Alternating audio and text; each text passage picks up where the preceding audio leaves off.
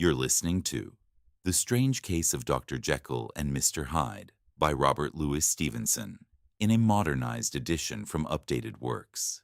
This version keeps Stevenson's plot, characters, and dark moral pressure intact while smoothing older phrasing for contemporary listeners. Now, The Strange Case of Dr. Jekyll and Mr. Hyde. Chapter 1. Story of the Door. Mr. Utterson the lawyer was a man of rugged countenance, never lit by a smile, cold, sparing, and awkward in conversation, slow to show feeling, lean, long, dusty, and dreary, and yet somehow lovable. At friendly gatherings, when the wine was to his taste, something genuinely human shone from his eye, something that never found its way into his talk, but spoke not only in these silent signals of the after-dinner face, but more often and more plainly in the acts of his life. He was strict with himself. He drank gin when alone, to discipline a taste for fine wines, and though he enjoyed the theatre, he had not crossed the doors of one for 20 years. But he had a well-tested tolerance for others, sometimes wondering, almost with envy, at the high spirits involved in their misdeeds, and in any crisis inclined to help rather than to reproach. "I incline to Cain's heresy," he used to say, with dry humour. "I let my brother go to the devil in his own way." This character made it frequently his lot to be the last reputable acquaintance and the last good influence in the lives of men on their way down. To such men, so long as they came around his chambers, he never showed a shade of change in his manner. No doubt this was easy enough for Utterson, who was reserved at the best of times, and whose very friendships seemed founded on a similar, broad good nature. It is the mark of a modest man to accept his friendly circle ready-made from the hands of opportunity, and that was the lawyer's way. His friends were those of his own blood, or those he had known the longest. His affections, like ivy, were the growth of time. They required no particular merit in the object. Hence, no doubt, the bond that united him to Mr. Richard Enfield, his distant kinsman and the well-known man about town. It puzzled many people to see what these two could find in each other, or what subject they could have in common. Those who encountered them on their Sunday walks reported that they said nothing, looked remarkably dull, and greeted the appearance of any friend with obvious relief. For all that, the two men set the greatest store by these excursions, counted them the chief pleasure of each week, and not only set aside other amusements, but even resisted the calls of business, so they might enjoy them uninterrupted. It happened on one of these rambles that their way led them down a side street in a busy quarter of London.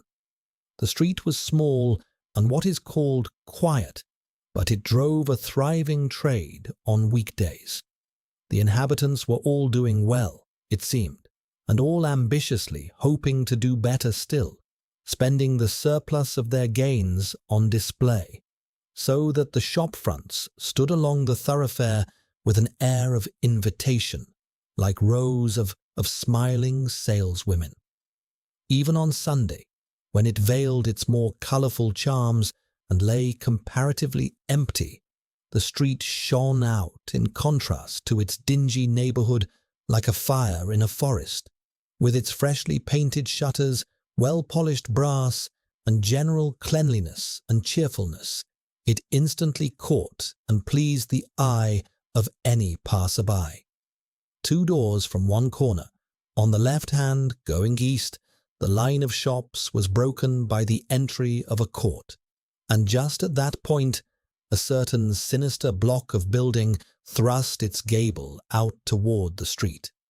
It was 2 stories high, showed no window, nothing but a door on the lower story and a blank, discoloured wall above, and bore in every feature the marks of prolonged and sordid neglect. The door, equipped with neither bell nor knocker, was blistered and stained.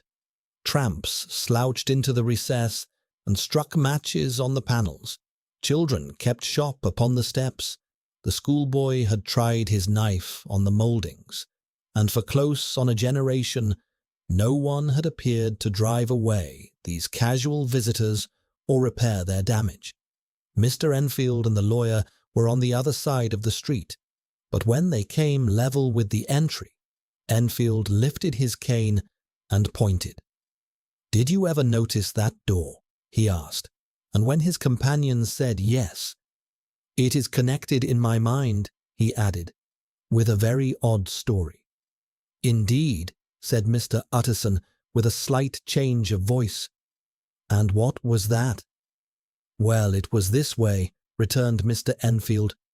"I was coming home from some place at the end of the world, about 3 o'clock of a black winter morning, and my way lay through a part of town where there was literally nothing to be seen but lamps, street after street, and all the folks asleep, street after street, all lighted up as if for a procession, and all as empty as a church, till at last I got into that state of mind when a man listens and begins to long for the sight of a policeman. All at once I saw 2 figures, one a little man stumping along eastward at a good walk, and the other a girl of maybe 8 or 10, running as hard as she could down a cross street. Well, sir, the 2 ran into one another naturally enough at the corner. And then came the horrible part of it, for the man trampled calmly over the child's body and left her screaming on the ground. It sounds nothing to hear, but it was hellish to see. It wasn't like a man, it was like some damned juggernaut. I gave a shout, took to my heels, collared the fellow, and brought him back to where quite a group had already gathered around the screaming child. He was perfectly cool and made no resistance, but gave me one look so ugly that it brought the sweat out on me like running. The people who had come out were the girl's own family, and soon enough the doctor for whom she had been sent arrived. The child was not much the worse, more frightened than hurt, according to the sawbones, and there you might have supposed the matter would end. But there was one curious circumstance. I had taken a loathing to my gentleman at first sight. So had the child's family, which was natural enough. But the doctor's case was what struck me. He was the usual dry apothecary, of no particular age or colour, with a strong Edinburgh accent, and about as emotional as a bagpipe. Well, sir, he was like the rest of us. Every time he looked at my prisoner, I saw that Sawbones turn white with the desire to kill him. I knew what was in his mind just as he knew what was in mine, and killing being out of the question, we did the next best. We told the man we could, and would make such a scandal of this as should make his name stink from one end of London to the other. If he had any friends, or any credit, we undertook he should lose them. And all the while, as we were pressing him hard, we were keeping the women off him as best we could, for they were as wild as harpies. I never saw such hateful faces in a circle. And there was the man in the middle, with a kind of black, sneering coolness. Frightened too, I could see that, but carrying it off, sir, really like Satan. "If you choose to make capital out of this accident," said he, "I am naturally helpless. No gentleman but wishes to avoid a scene. Name your figure." Well, we got him up to £100 for the child's family. He would have clearly liked to hold out, but there was something about the lot of us that meant mischief. And at last, he gave in. The next thing was to get the money. And where do you think he took us but to that place with the door? He whipped out a key, went in, and presently came back with £10 in gold and a cheque for the balance on Coutts's, made out to bearer, and signed with a name that I can't mention, though it's one of the points of my story, but a name at least very well known and often printed. The figure was stiff, but the signature was good for more than that, if it was genuine.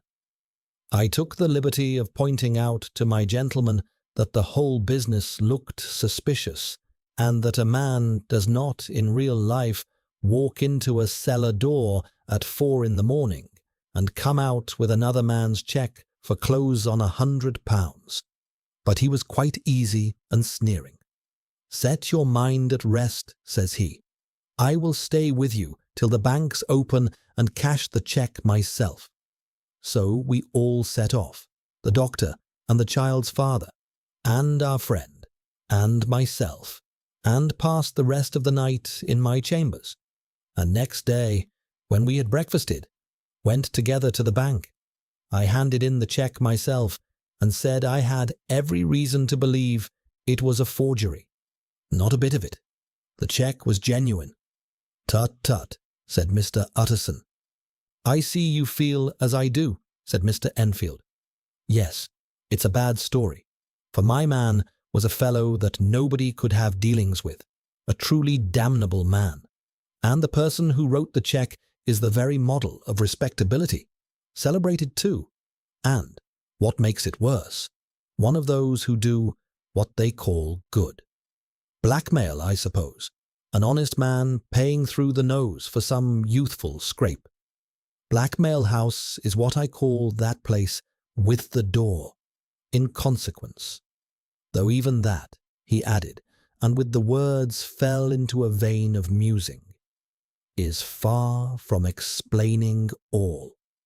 He was recalled from this by Mr. Utterson asking rather suddenly, "And you don't know if the person who wrote the cheque lives there?" "A likely place, isn't it?" returned Mr. Enfield. "But I happen to have noticed his address. He lives in some square or other." "And you never asked about the place with the door?" said Mr. Utterson. "No, sir. I had a delicacy," was the reply. "I feel very strongly about asking questions. It partakes too much of the style of the Day of Judgment. You start a question, and it's like starting a stone. You sit quietly on the top of a hill, and away the stone goes, starting others, and presently some harmless old soul, the last you would have thought of, is knocked on the head in his own back garden, and the family have to change their name. No, sir, I make it a rule. The more it looks like Queer Street, the less I ask." "A very good rule, too," said the lawyer. "But I have studied the place for myself," continued Mr. Enfield. "It seems scarcely a house. There is no other door, and nobody goes in or out of that one, but once in a great while the gentleman of my adventure. There are 3 windows looking on the court on the first floor, none below. The windows are always shut, but they're clean. And then there is a chimney, which is generally smoking, so somebody must live there. And yet it's not so certain, for the buildings are so packed together about that court that it's hard to say where one ends and another begins." The pair walked on again in silence for a while, and then, "Enfield," said Mr. Utterson, "that's a good rule of yours." "Yes, I think it is," returned Enfield. "But for all that," continued the lawyer, "there's one point I want to ask. I want to ask the name of that man who walked over the child." "Well," said Mr. Enfield, "I can't see what harm it would do. It was a man of the name of Hyde." Said Mr. Utterson. "What sort of man is he to look at?" "He is not easy to describe.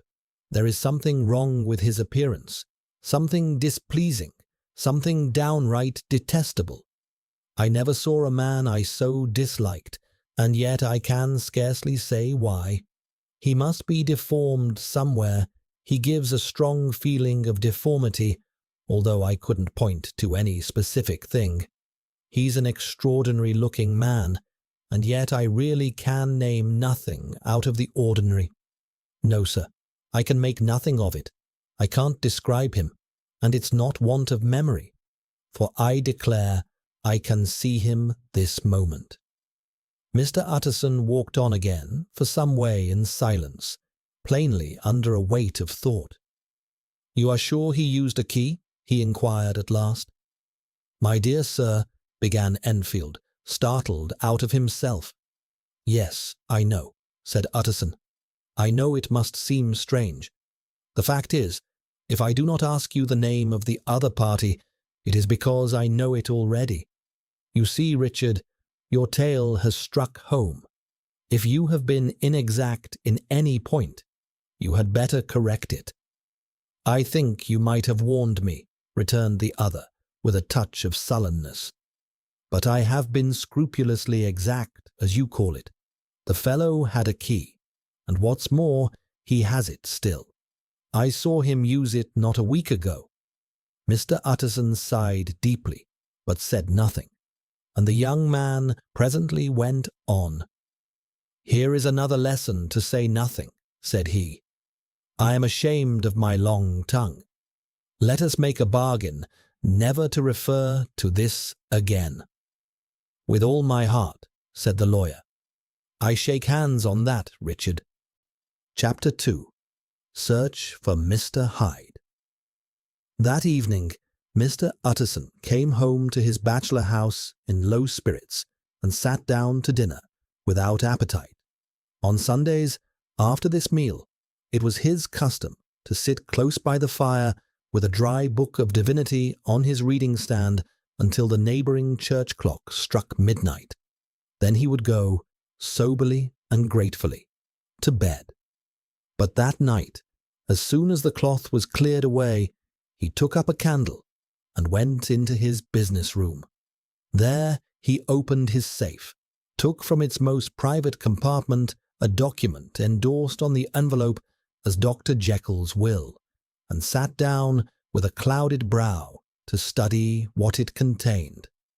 The will was written entirely in Jekyll's own hand, for Mr. Utterson, though he now had charge of it since it had been made, had refused to give the least help in drafting it.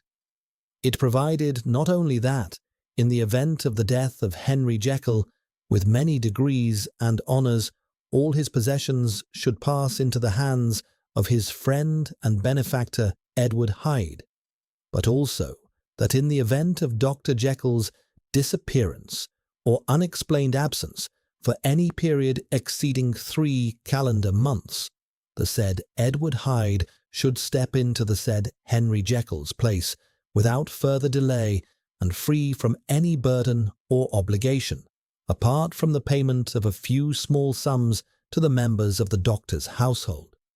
This document had long been an eyesore to the lawyer. It offended him both as a lawyer and as a lover of the sane and customary sides of life, to whom the fanciful was something indecent. Until now, his ignorance of Mr. Hyde had swollen his indignation. Now, by a sudden turn, it was his knowledge. It had been bad enough when the name was only a name about which he could learn no more. It was worse when the name began to put on detestable attributes, and out of the shifting, insubstantial mist that had so long baffled his sight, there leaped up the sudden, definite image of a fiend. "I thought it was madness," he said, as he replaced the hateful paper in the safe. "And now I begin to fear it is disgrace." With that, he blew out his candle, put on a greatcoat, and set off toward Cavendish Square, that citadel of medicine, where his friend, the great Dr. Lanyon, had his house and received his crowded stream of patients. If anyone knows, it will be Lanyon, he had thought. The solemn butler knew him and welcomed him. He was put through no stage of delay, but ushered straight from the door into the dining room, where Dr. Lanyon sat alone over his wine. Lanyon was a hearty, healthy, dapper, red-faced gentleman with a shock of prematurely white hair and a loud, decisive manner. At the sight of Mr. Utterson, he sprang up from his chair and welcomed him with both hands. His geniality, as was the man's way, looked somewhat theatrical, but it rested on genuine feeling. For these two were old friends, old schoolmates, and college companions, both thorough respecters of themselves and of each other, and, what does not always follow, men who thoroughly enjoyed each other's company. After a little rambling talk, the lawyer turned toward the subject that so unpleasantly occupied his mind. "I suppose, Lanyon," he said, "you and I must be the two oldest friends Henry Jekyll has." "I wish the friends were younger," Dr. Lanyon chuckled. "But I suppose we are. And what of it? I see little of him now." "Indeed," said Utterson. "I thought you were bound together by a common interest." "We were," came the reply. "But it is more than 10 years since Henry Jekyll became too fanciful for me. He began to go wrong in mind, and though of course I still take an interest in him for old sake's sake, as they say, I see, and have seen, devilish little of the man." "Such unscientific nonsense," added the doctor, suddenly flushing purple, "would have estranged Damon and Pythias." This little burst of temper was something of a relief to Mr. Utterson. They have only differed on some point of science, he thought, and, being a man without scientific passions, except in the matter of conveyancing, he even added, "It is nothing worse than that." He gave his friend a few seconds to recover his composure, and then approached the question he had come to ask. "Did you ever come across a protégé of his, one Hyde?" he asked. "Hyde?" repeated Lanyon. "No, never heard of him. Since my time." That was all the information the lawyer carried back with him to the great dark bed on which he tossed to and fro until the small hours of the morning began to grow large. It was a night of little ease for his labouring mind, labouring in mere darkness, and besieged by questions. 6 o'clock struck on the bells of the church so conveniently near Mr. Utterson's dwelling, and still he was digging at the problem. Until now it had touched him only on the intellectual side, but now his imagination also was engaged, or rather enslaved. As he lay tossing in the thick darkness of the night and the curtained room, Mr. Enfield's tale passed before his mind in a scroll of lighted pictures. He would become aware of the great field of lamps in a night city, then of the figure of a man walking swiftly, then of a child running from the doctor's house, and then these two would meet, and that human juggernaut would tread the child down and pass on, careless of her screams. Or else he would see a room in a rich house where his friend lay asleep, dreaming and smiling at his dreams, and then the door of that room would open, the bed curtains would be pulled apart, the sleeper would be recalled, and behold, there would stand at his side a figure to whom power had been given, and even at that dead hour he must rise and obey it. The figure in these two forms haunted the lawyer all night, and if at any time he dozed, it was only to see it glide more stealthily through sleeping houses, or move faster and still faster, even to dizziness, through wider labyrinths of lamplit city, and at every street corner crush a child and leave her screaming. And still the figure had no face by which he might know it. Even in his dreams it had no face, or had one that baffled him and melted before his eyes. So there sprang up and grew quickly in the lawyer's mind a singularly strong, almost excessive, curiosity to behold the features of the real Mr. Hyde. If he could once set eyes on him, he thought, the mystery would lighten and perhaps roll away altogether, as mysterious things often did when well examined. He might see a reason for his friend's strange preference or bondage, call it which you please, and even for the startling clauses of the will, and at least it would be a face worth seeing, the face of a man without mercy, a face that had only to show itself to raise, in the mind of the unimpressionable Enfield, a spirit of enduring hatred. From that time forward, Mr. Utterson began to haunt the door in the by-street of shops. In the morning before office hours, at noon when business was plentiful and time scarce, at night under the face of the fogged city moon, by every light and at every hour of solitude or crowd, the lawyer was to be found at his chosen post. If he is Mr. Hyde, he had thought, I shall be Mr. Seek. At last his patience was rewarded. It was a fine dry night, with frost in the air. The streets were as clean as a ballroom floor. The lamps, unshaken by any wind, drew a regular pattern of light and shadow. By 10 o'clock, when the shops were closed, the by-street was very solitary, and despite the low growl of London all around, very silent. Small sounds carried far. Domestic sounds from the houses were clearly audible on either side of the roadway, and the rumour of any approaching passenger preceded him by a long interval. Mr. Utterson had been some minutes at his post when he became aware of an odd, light footstep drawing near. In the course of his nightly patrols, he had long grown used to the strange effect by which the footfalls of a single person, while still a long way off, suddenly sprang out distinct from the vast hum and clatter of the city. Yet his attention had never before been so sharply and decisively arrested, and with a strong, superstitious foreknowledge of success, he withdrew into the entry of the court. The steps drew swiftly nearer, and suddenly swelled louder as they turned the end of the street. The lawyer, looking out from the entry, could soon see what sort of man he had to deal with. He was small and very plainly dressed, and the look of him, even at that distance, somehow went strongly against the watcher's inclination. But he made straight for the door, crossing the roadway to save time, and as he came, he drew a key from his pocket like someone approaching home.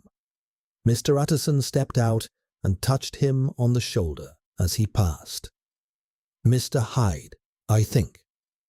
Mr. Hyde shrank back with a hissing intake of breath, but his fear was only momentary, and though he did not look the lawyer in the face, he answered coolly enough, "That is my name.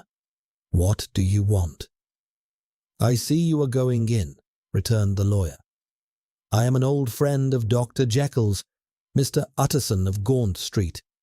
You must have heard my name, and meeting you so conveniently, I thought you might admit me." "You will not find Dr. Jekyll. He is away from home," replied Mr. Hyde, blowing into the key. And then, suddenly, but still without looking up, "How did you know me?" he asked. "On your side," said Mr. Utterson. "Will you do me a favour?" "With pleasure," replied the other. "What shall it be?" "Will you let me see your face?" asked the lawyer.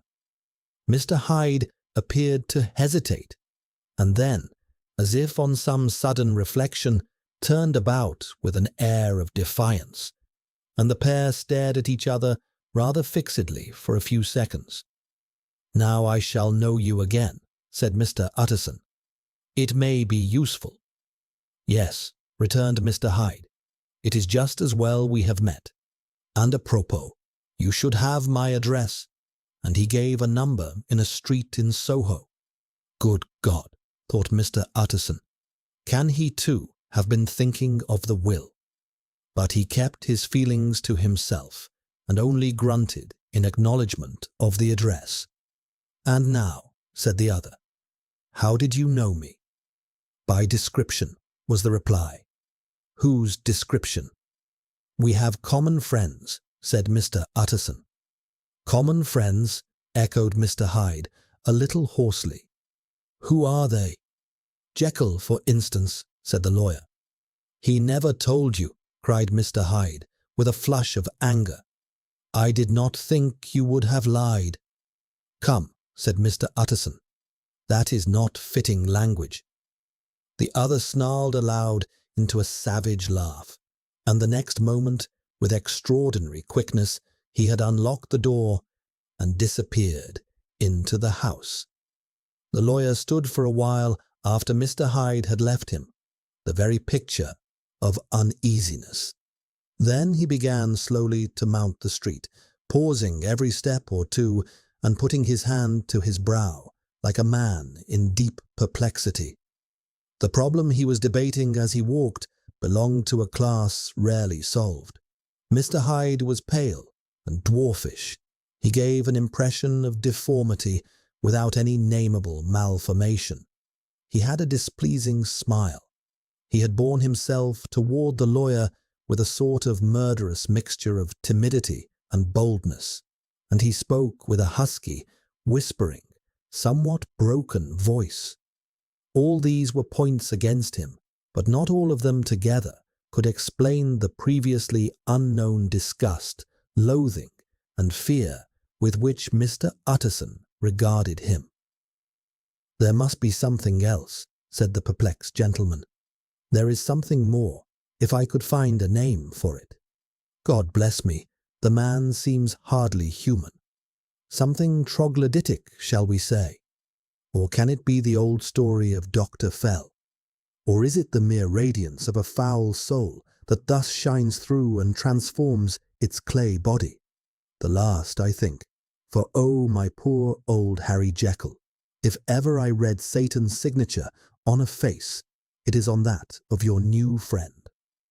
Around the corner from the by-street, there was a square of ancient, handsome houses, now for the most part fallen from their high estate, and let out in flats and chambers to all sorts and conditions of men, map engravers, architects, shady lawyers, and the agents of obscure enterprises. One house, however, second from the corner, was still occupied entire, and at the door of this house, which wore a great air of wealth and comfort, though it was now plunged in darkness except for the fanlight, Mr. Utterson stopped and knocked. A well-dressed elderly servant opened the door. "Is Dr. Jekyll at home, Poole?" asked the lawyer. "I will see Mr. Utterson," said Poole, admitting the visitor, as he spoke, into a large, low-roofed, comfortable hall, paved with flags, warmed after the fashion of a country house by a bright, open fire, and furnished with costly oak cabinets. "Will you wait here by the fire, sir, or shall I give you a light in the dining-room?" "Here, thank you," said the lawyer, and he drew near and leaned on the tall fender. This hall, in which he was now left alone, was a favourite fancy of his friend the doctor's, and Utterson himself was accustomed to call it the pleasantest room in London. But tonight there was a shudder in his blood. Hyde's face sat heavy in his memory. He felt, what was rare with him, a nausea and distaste for life, and in the gloom of his spirits he seemed to read a menace in the flicker of the firelight on the polished cabinets and in the uneasy starting of the shadow on the roof. He was ashamed of his relief when Poole presently returned to announce that Dr. Jekyll had gone out. "I saw Mr. Hyde go in by the old dissecting-room door, Poole," he said. "Is that right, when Dr. Jekyll is away from home?" "Quite right, Mr. Utterson, sir," replied the servant. "Mr. Hyde has a key. Your master seems to place a great deal of trust in that young man, Poole," resumed the other, musingly. Yes, sir, he does indeed, said Poole. We all have orders to obey him. I do not think I ever met Mr. Hyde? Asked Utterson. Oh dear no, sir. He never dines here, replied the butler. Indeed, we see very little of him on this side of the house. He mostly comes and goes by the laboratory. Well, good night, Poole. Good night, Mr. Utterson. And the lawyer set out homeward with a very heavy heart. Poor Harry Jekyll, he thought. My mind misgives me he is in deep waters. He was wild when he was young, a long while ago, to be sure. But in the law of God there is no statute of limitations. Yes, it must be that. The ghost of some old sin, the cancer of some concealed disgrace, punishment coming, pede claudo, with limping foot, years after memory has forgotten, and self-love has condoned the fault.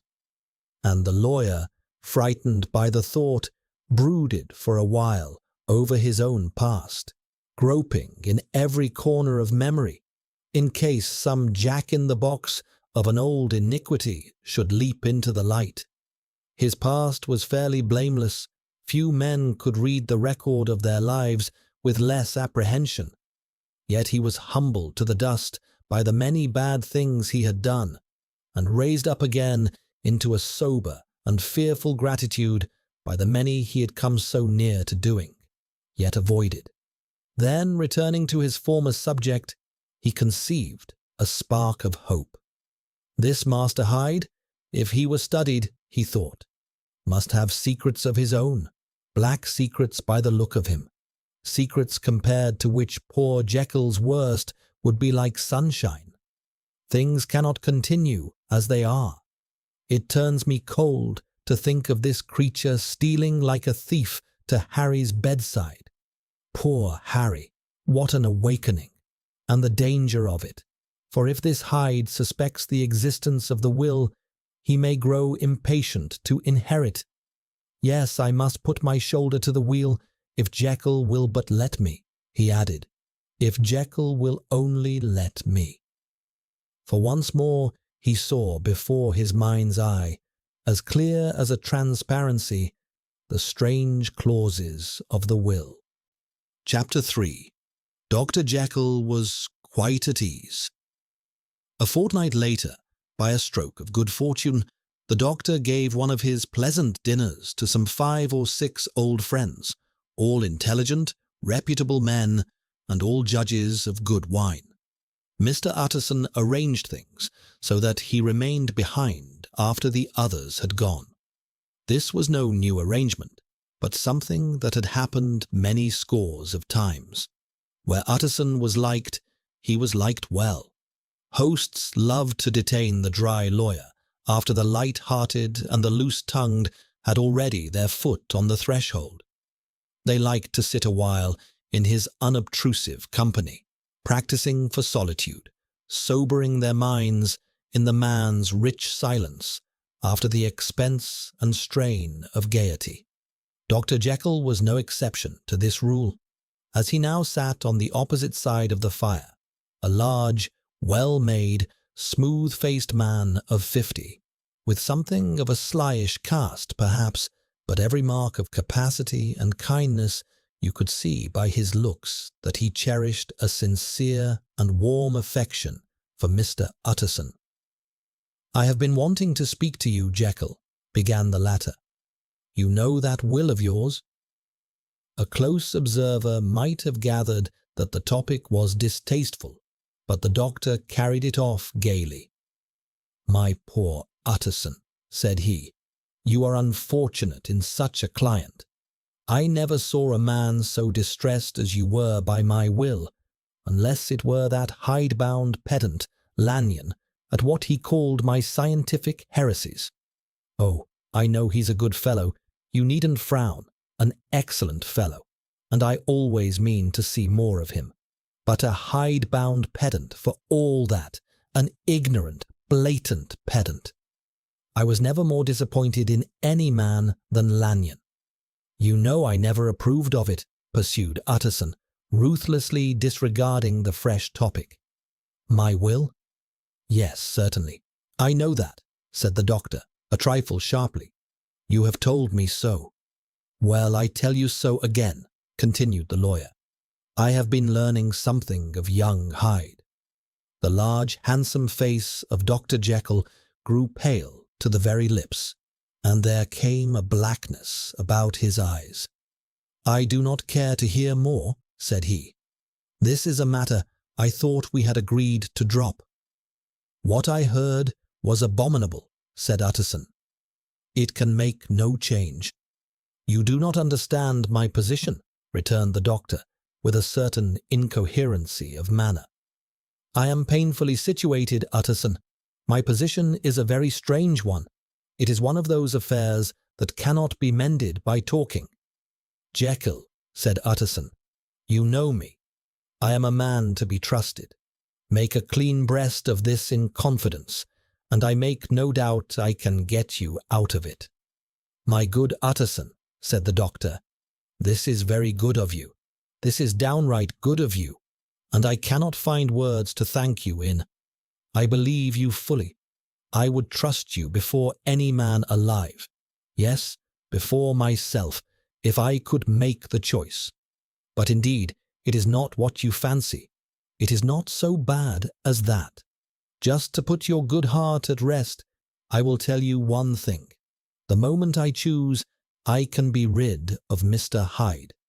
I give you my hand upon that, and I thank you again and again. I will just add one little word, Utterson, that I am sure you will take in good part. This is a private matter, and I beg of you to let it sleep. Utterson reflected a little, looking into the fire. I have no doubt you are perfectly right, he said at last, getting to his feet. Well, but since we have touched upon this business, and for the last time I hope, continued the doctor, there is one point I should like you to understand. I have really a very great interest in poor Hyde. I know you have seen him. He told me so, and I fear he was rude. But I do sincerely take a very great interest in that young man. And if I am taken away, Utterson, I wish you to promise me that you will bear with him and get his rights for him. I think you would, if you knew all, and it would be a weight off my mind if you would promise. I can't pretend that I shall ever like him, said the lawyer. I don't ask that, pleaded Jekyll, laying his hand upon the other's arm. I only ask for justice. I only ask you to help him for my sake when I am no longer here. Utterson heaved an irrepressible sigh. Well, said he, I promise. Chapter 4. The Carew Murder Case. Nearly a year later, in the month of October 18 blank, London was startled by a crime of singular ferocity, made all the more notable by the high position of the victim. The details were few and startling. A maidservant living alone in a house not far from the river had gone upstairs to bed about 11. Although fog rolled over the city in the small hours, the early part of the night was cloudless, and the lane her window overlooked was brilliantly lit by the full moon. She was romantically inclined, it seems, for she sat down upon her box, which stood immediately under the window, and fell into a dreamy reverie.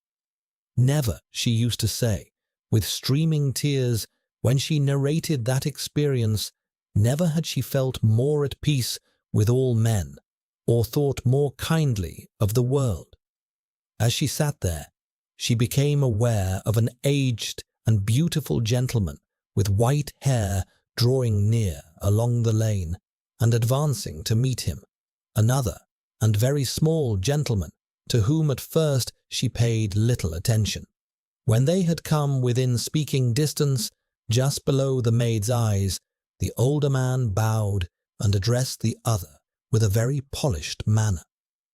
The subject of his address did not seem to be of great importance. From his pointing, It sometimes appeared as if he were only asking his way, but the moon shone on his face as he spoke, and the girl was pleased to watch it. It seemed to breathe such an innocent and old-world kindliness, yet with something high about it too, like a well-founded self-content. Presently her eye wandered to the other man, and she was surprised to recognize in him a certain Mr. Hyde, who had once visited her master, and for whom she had conceived a dislike. He had in his hand a heavy cane, with which he was trifling. He answered never a word, and seemed to listen with an ill-contained impatience. And then, all of a sudden, he broke out in a great flame of anger, stamping his foot, brandishing the cane, and carrying on, as the maid described it, like a madman. The old gentleman took a step back, with the air of one very much surprised and a little hurt. At that, Mr. Hyde broke out of all bounds and clubbed him to the earth. The next moment, with ape-like fury, he was trampling his victim underfoot and raining down a storm of blows, under which the bones were audibly shattered and the body jumped upon the roadway. At the horror of these sights and sounds, the maid fainted. It was 2 o'clock when she came to herself and called for the police. The murderer was long gone, but there lay his victim in the middle of the lane, incredibly mangled. The stick with which the deed had been done, although it was of some rare, very tough and heavy wood, had broken in the middle under the stress of this senseless cruelty. One splintered half had rolled into the neighboring gutter. The other, without doubt, had been carried away by the murderer. A purse and a gold watch were found upon the victim, but no cards or papers, except a sealed and stamped envelope he had probably been carrying to the post, which bore the name and address of Mr. Utterson. This was brought to the lawyer the next morning, before he was out of bed. He had no sooner seen it and been told the circumstances than he set his jaw gravely. "I shall say nothing till I have seen the body," said he. "This may be very serious. Have the kindness to wait while I dress." With the same grave countenance, he hurried through his breakfast and drove to the police station where the body had been carried. As soon as he came into the cell, he nodded. "Yes," said he, "I recognize him. I am sorry to say that this is Sir Danvers Carew." "Good God, sir!" exclaimed the officer. "Is it possible?" The next moment his eye lit up with professional ambition. "This will make a deal of noise," he said, "and perhaps you can help us to the man." He briefly described what the maid had seen and showed the broken stick. Mr. Utterson had already quailed at the name of Hyde, but when the stick was laid before him, he could doubt no longer. Broken and battered as it was, he recognized it as one he had himself presented many years before to Henry Jekyll. "Is this Mr. Hyde a person of small stature?" he inquired. "Particularly small and particularly wicked-looking is what the maid calls him," said the officer. Mr. Utterson reflected, and then raised his head. "If you will come with me in my cab," he said, "I think I can take you to his house." It was by this time about 9 in the morning, and the first fog of the season. A great chocolate-coloured pall hung low over the sky, but the wind was continually charging and scattering these embattled vapours. As the cab crawled from street to street, Mr. Utterson beheld a remarkable range of shades and hues of twilight. Here it would be dark like the back end of evening, and there would be a glow of rich, lurid brown like the light of some strange conflagration. And here for a moment the fog would break apart, and a haggard shaft of daylight would glance in between the swirling wreaths. The dismal quarter of Soho, seen under these shifting glimpses, with its muddy ways and slovenly passers-by, and its lamps that had never been extinguished or had been kindled afresh to fight this mournful reinvasion of darkness, seemed in the lawyer's eyes like a district out of some city in a nightmare. His thoughts were of the gloomiest cast, besides, and when he glanced at his companion in the cab, he felt a touch of that instinctive dread of the law and its officers which can assail even the most honest person. As the cab drew up before the indicated address, the fog lifted a little and showed him a dingy street, a gin palace, a low French eating house, a shop selling penny papers and twopenny salads, many ragged children huddled in doorways, and many women of many different nationalities passing out, key in hand, to have a morning glass. The next moment the fog settled down again upon that part, as brown as umber, and cut him off from his disreputable surroundings. This was the home of Henry Jekyll's favourite, a man who was heir to £250,000 sterling. An ivory-faced and silvery-haired old woman opened the door.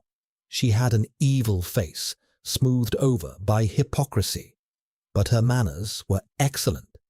Yes, she said, this was Mr. Hyde's lodging, but he was not at home. He had been in very late that night, but had gone away again in less than an hour. There was nothing strange in that, for his habits were very irregular, and he was often absent.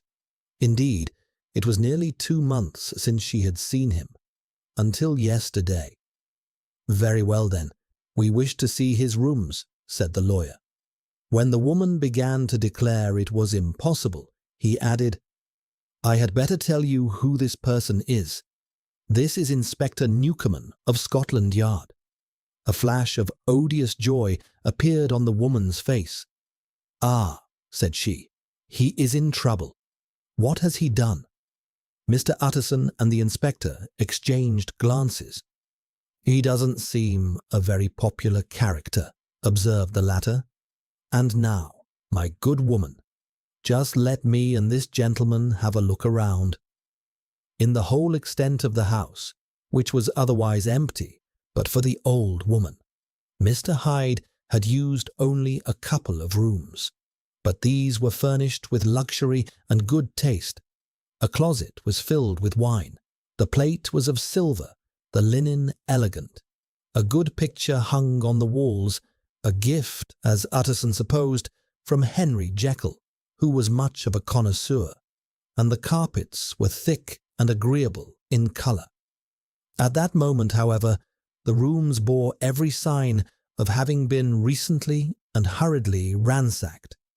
Clothes lay about the floor with their pockets turned inside out, locked drawers stood open, and on the hearth lay a pile of grey ashes, as though many papers had been burned. From these embers the inspector dug out the butt end of a green cheque-book which had resisted the fire. The other half of the stick was found behind the door, and as this clinched his suspicions, the officer declared himself delighted. A visit to the bank, where several £1,000s were found lying to the murderer's credit, completed his satisfaction. You may depend upon it, sir, he told Mr. Utterson. I have him in my hand. He must have lost his head, or he never would have left the stick, or, above all, burned the cheque-book. Why, money's life to the man. We have nothing to do but wait for him at the bank and get out the handbills. This last, however, proved not so easy to accomplish. Mr. Hyde had numbered few acquaintances. Even the master of the maidservant had seen him only twice. His family could be traced nowhere. He had never been photographed, and the few who could describe him differed widely, as casual observers will. On only one point were they agreed, the haunting sense of unexpressed deformity with which the fugitive impressed all who beheld him. Chapter 5. Incident of the Letter. It was late in the afternoon when Mr. Utterson made his way to Dr. Jekyll's door. Poole admitted him at once and led him down past the kitchen offices and across a yard that had once been a garden to the building known equally as the laboratory or the dissecting rooms. The doctor had bought the house from the heirs of a famous surgeon, and because his own interests were chemical rather than anatomical, he had changed the purpose of the block at the bottom of the garden. It was the first time the lawyer had been received in that part of his friend's quarters. He looked with curiosity at the dingy, windowless structure, and as he crossed the theatre, he gazed around with a disagreeable sense of strangeness. The place had once been crowded with eager students. Now it lay gaunt and silent, its tables loaded with chemical apparatus, its floor strewn with crates and littered with packing straw, and its light falling dimly through the fogged cupola. At the far end, a flight of stairs rose to a door covered in red baize. Through it, Mr. Utterson was at last shown into the doctor's cabinet.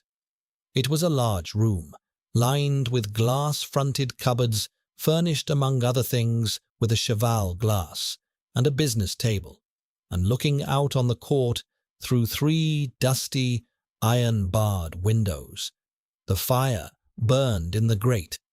A lamp had been lit on the chimney shelf, for even inside the houses the fog was beginning to settle thickly. And there, close to the warmth, sat Dr. Jekyll, looking deathly ill. He did not rise to meet his visitor, but held out a cold hand and welcomed him in an altered voice. "And now," said Mr. Utterson, as soon as Poole had left them, "you have heard the news." The doctor shuddered. "They were crying it in the square," he said. "I heard them in my dining room." "One word," said the lawyer. "Carew was my client, but so are you, and I want to know what I am doing. You have not been mad enough to hide this fellow." "Utterson, I swear to God," cried the doctor. "I swear to God I will never set eyes on him again. I pledge my honor to you that I am done with him in this world. It is all over, and indeed he does not need my help. You do not know him as I do. He is safe, he is quite safe. Mark my words, he will never be heard of again." The lawyer listened gloomily. He did not like his friend's feverish manner. "You seem very sure of him," he said, "and for your sake, I hope you are right. If it came to a trial, your name might appear." "I am quite sure of him," replied Jekyll. "I have grounds for certainty that I cannot share with anyone. But there is one matter on which you may advise me. I have received a letter, and I do not know whether I should show it to the police. I should like to leave it in your hands, Utterson. You would judge wisely, I am sure. I have such great trust in you." "You fear, I suppose, that it might lead to his discovery?" asked the lawyer. "No," said the other. "I cannot say I care what becomes of Hyde. I am completely done with him. I was thinking of my own reputation, which this hateful business has rather exposed."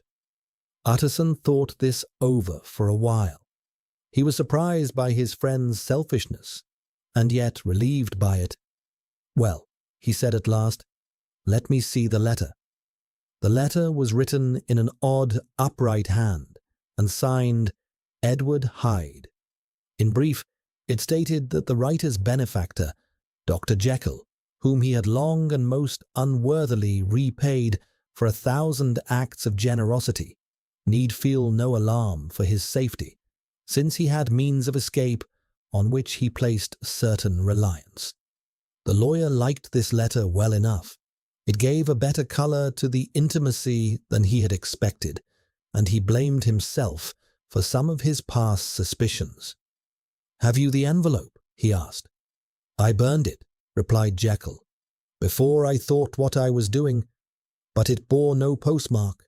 The note was handed in."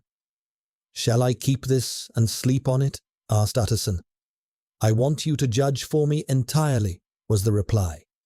"I have lost confidence in myself." "Well, I shall consider it," returned the lawyer. "And now, one word more. Was it Hyde who dictated the terms in your will about that disappearance?" The doctor seemed overcome by a wave of faintness.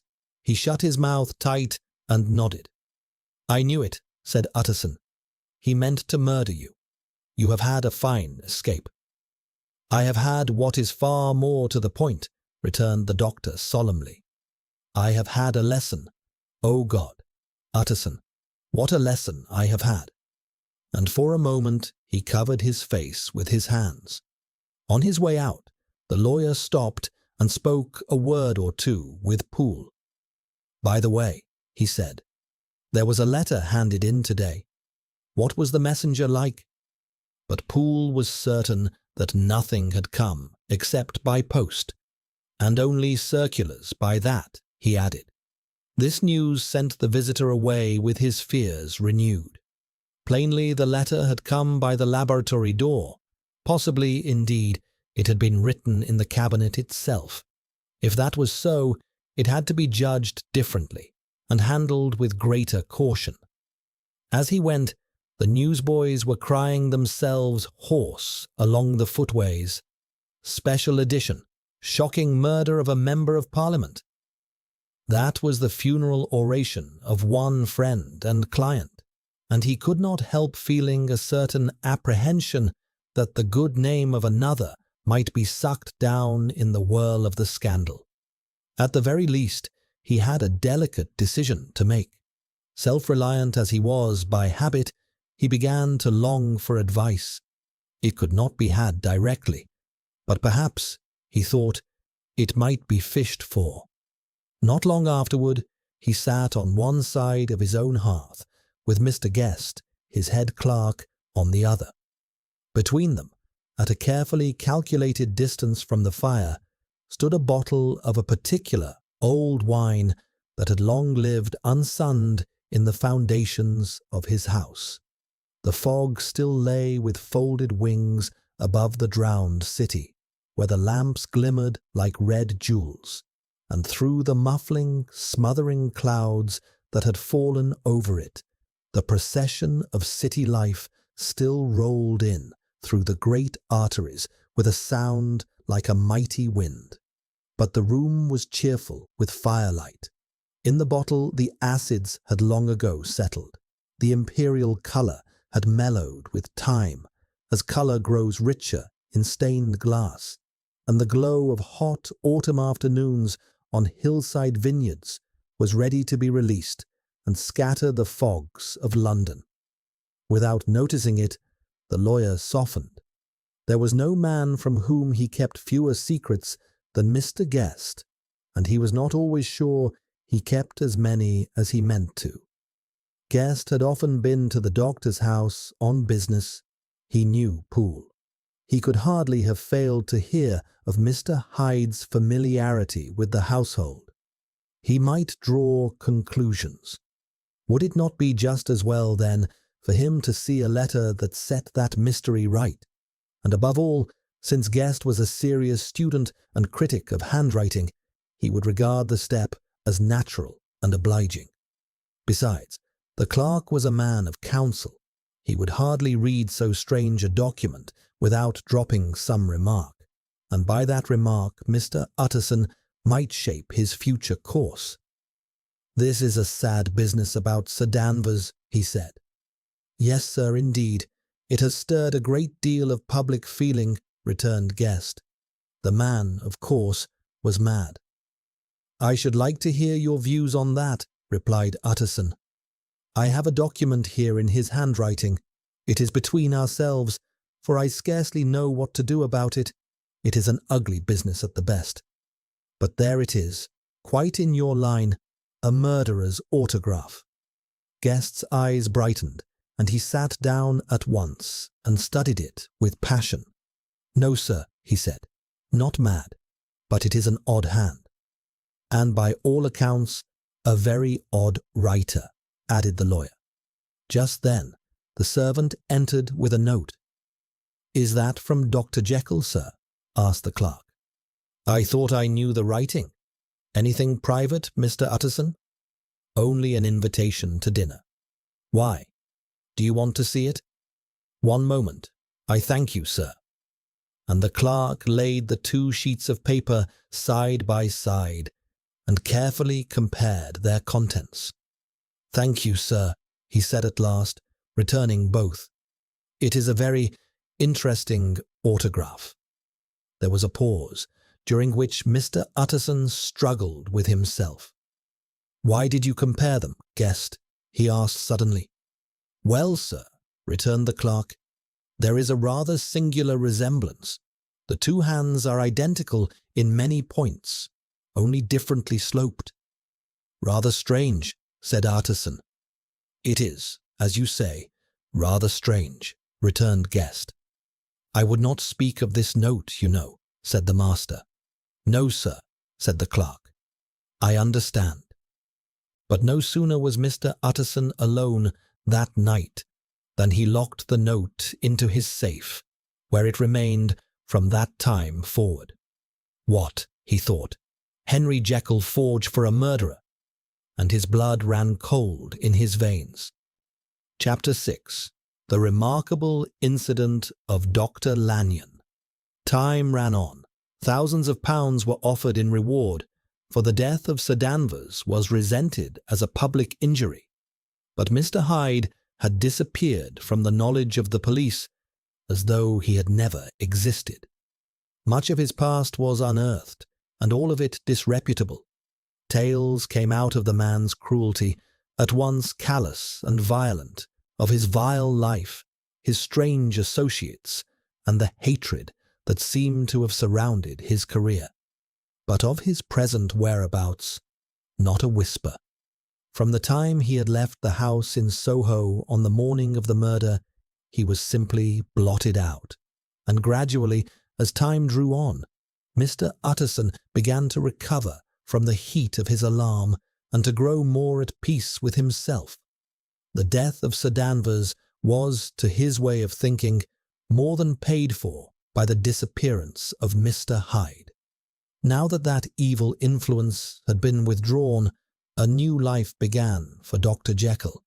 He came out of his seclusion, renewed relations with his friends, and became once more their familiar guest and entertainer.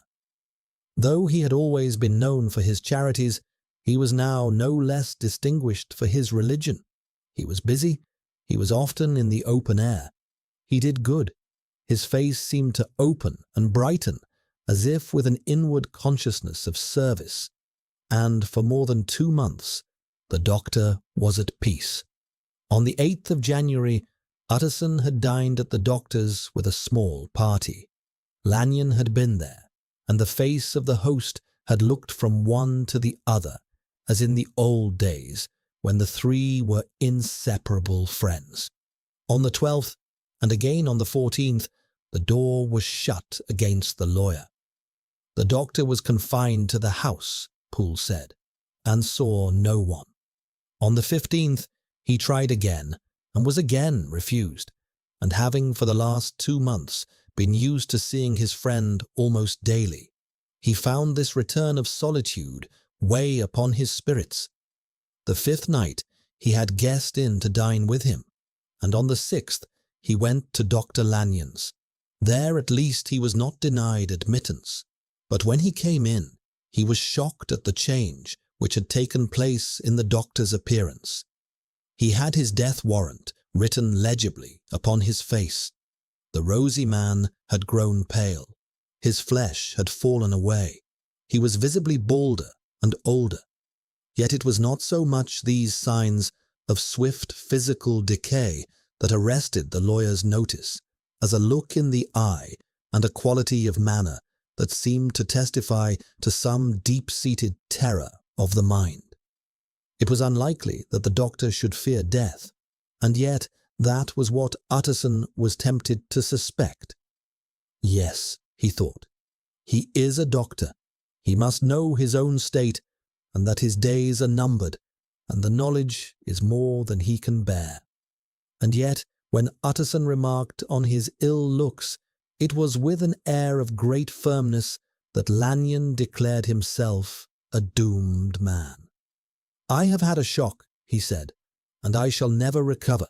It is a question of weeks. Well, life has been pleasant. I liked it. Yes, sir, I used to like it. I sometimes think if we knew all, we should be more glad to get away."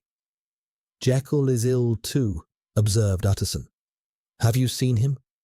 But Lanyon's face changed, and he held up a trembling hand. "I wish to see or hear no more of Dr. Jekyll," he said in a loud, unsteady voice. "I am quite done with that person, and I beg that you will spare me any allusion to one whom I regard as dead." "Tut, tut," said Mr. Utterson, and then, after a considerable pause, "Can't I do anything?" he inquired. "We are three very old friends, Lanyon. We shall not live to make others." "Nothing can be done," returned Lanyon.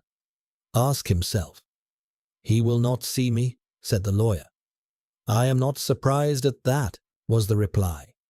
"Some day, Utterson, after I am dead, you may perhaps come to learn the right and wrong of this.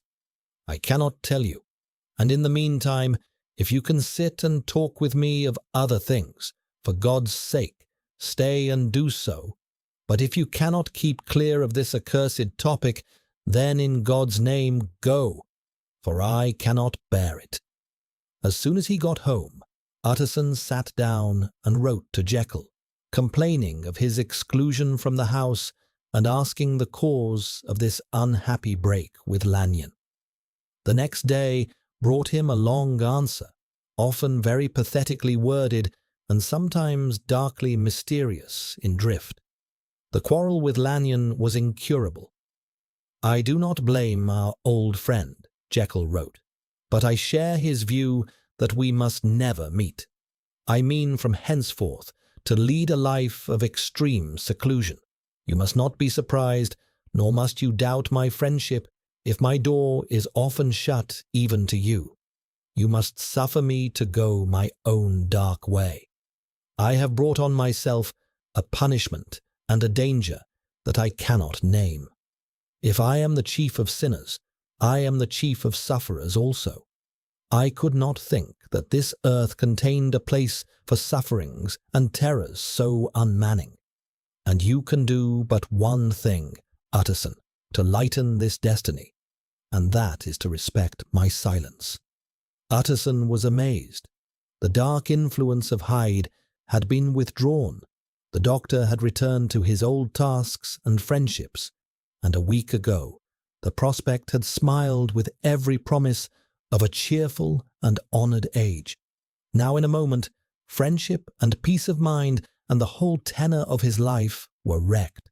So great and sudden a change pointed to madness, but in view of Lanyon's manner and words, there must lie for it some deeper ground. A week later, Dr. Lanyon took to his bed, and in something less than a fortnight, he was dead.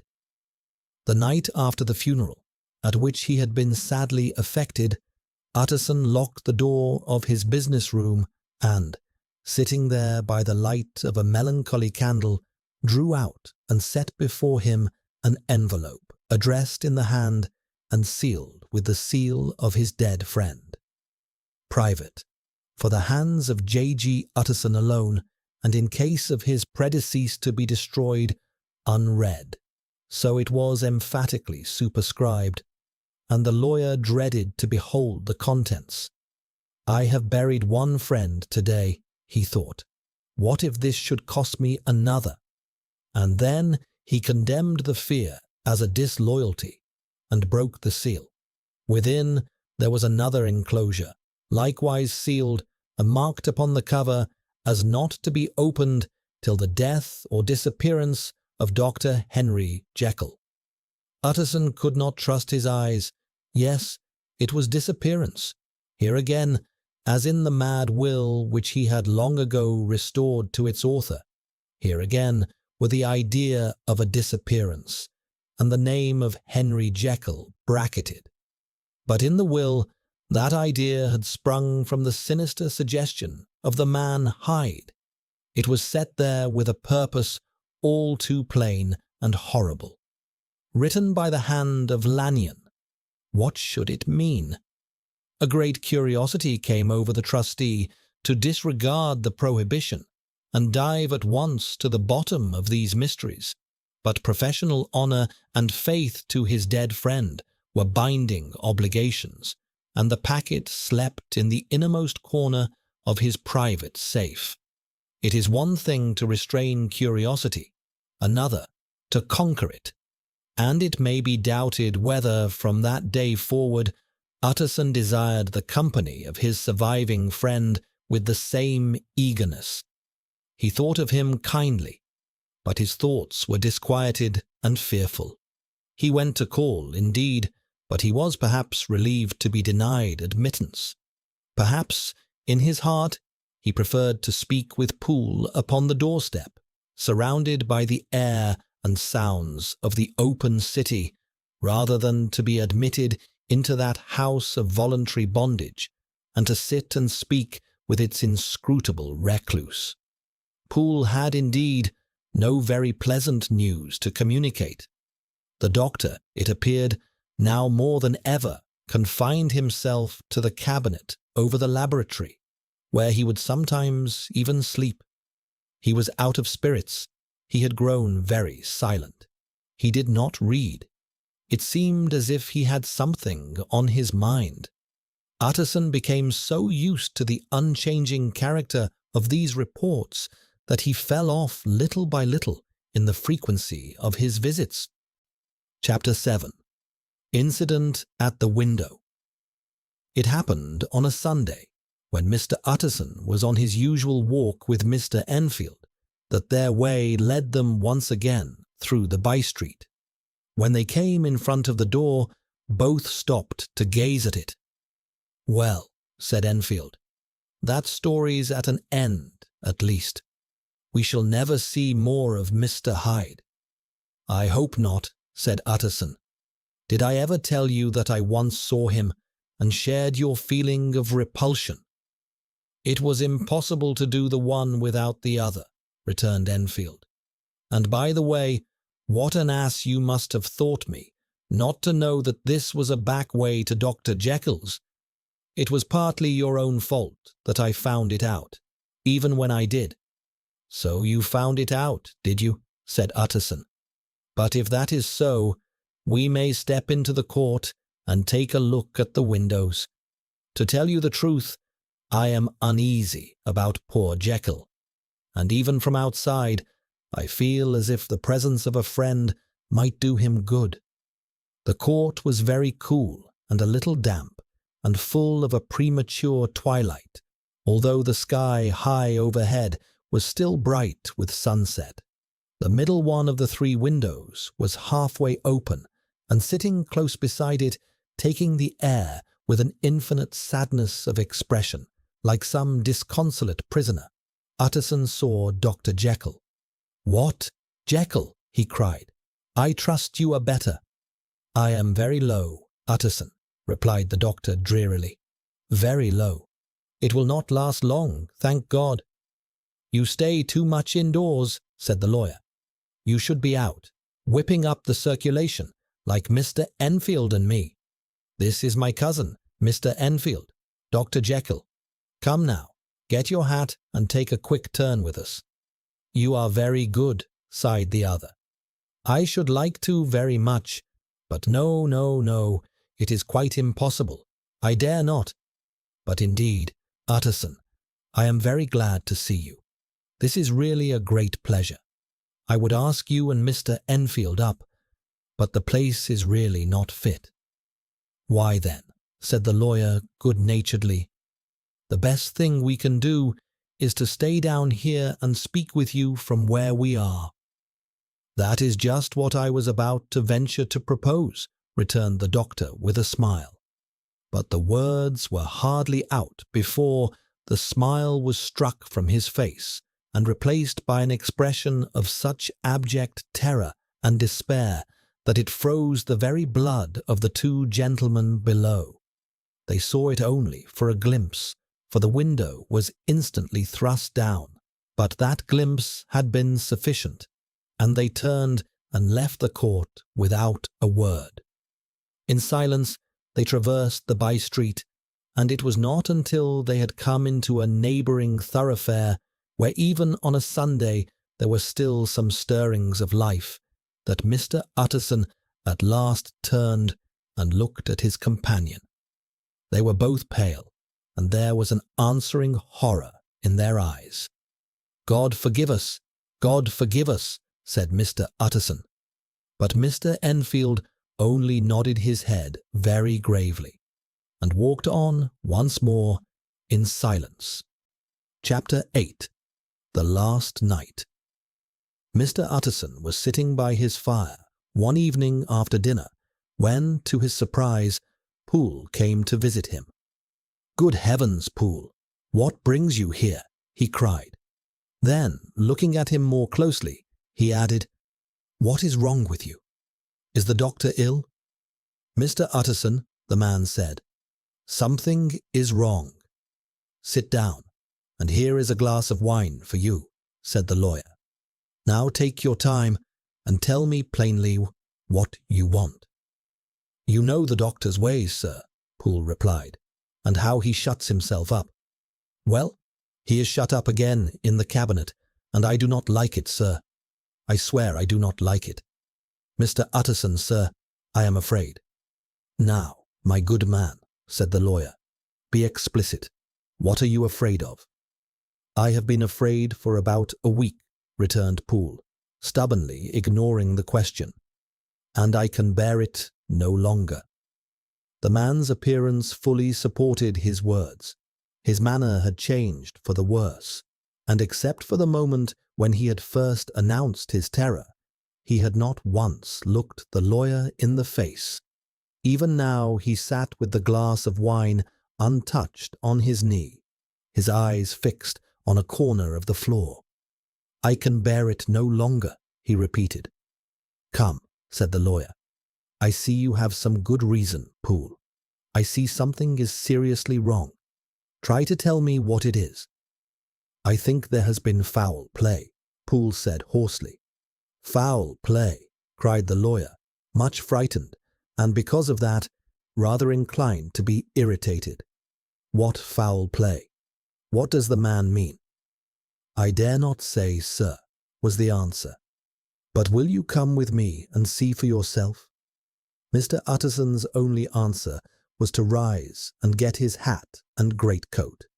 But he noticed with wonder how much relief appeared on the butler's face, and perhaps with no less wonder that the wine was still untouched when Poole set it down to follow him. It was a wild, cold March night, just as the season might bring, with a pale moon lying on her back as though the wind had tilted her, and fast-moving clouds of the thinnest, gauziest texture. The wind made talking difficult and whipped colour into their faces. It seemed also to have swept the streets unusually bare of passers-by, for Mr. Utterson thought he had never seen that part of London so deserted. He wished it had been otherwise.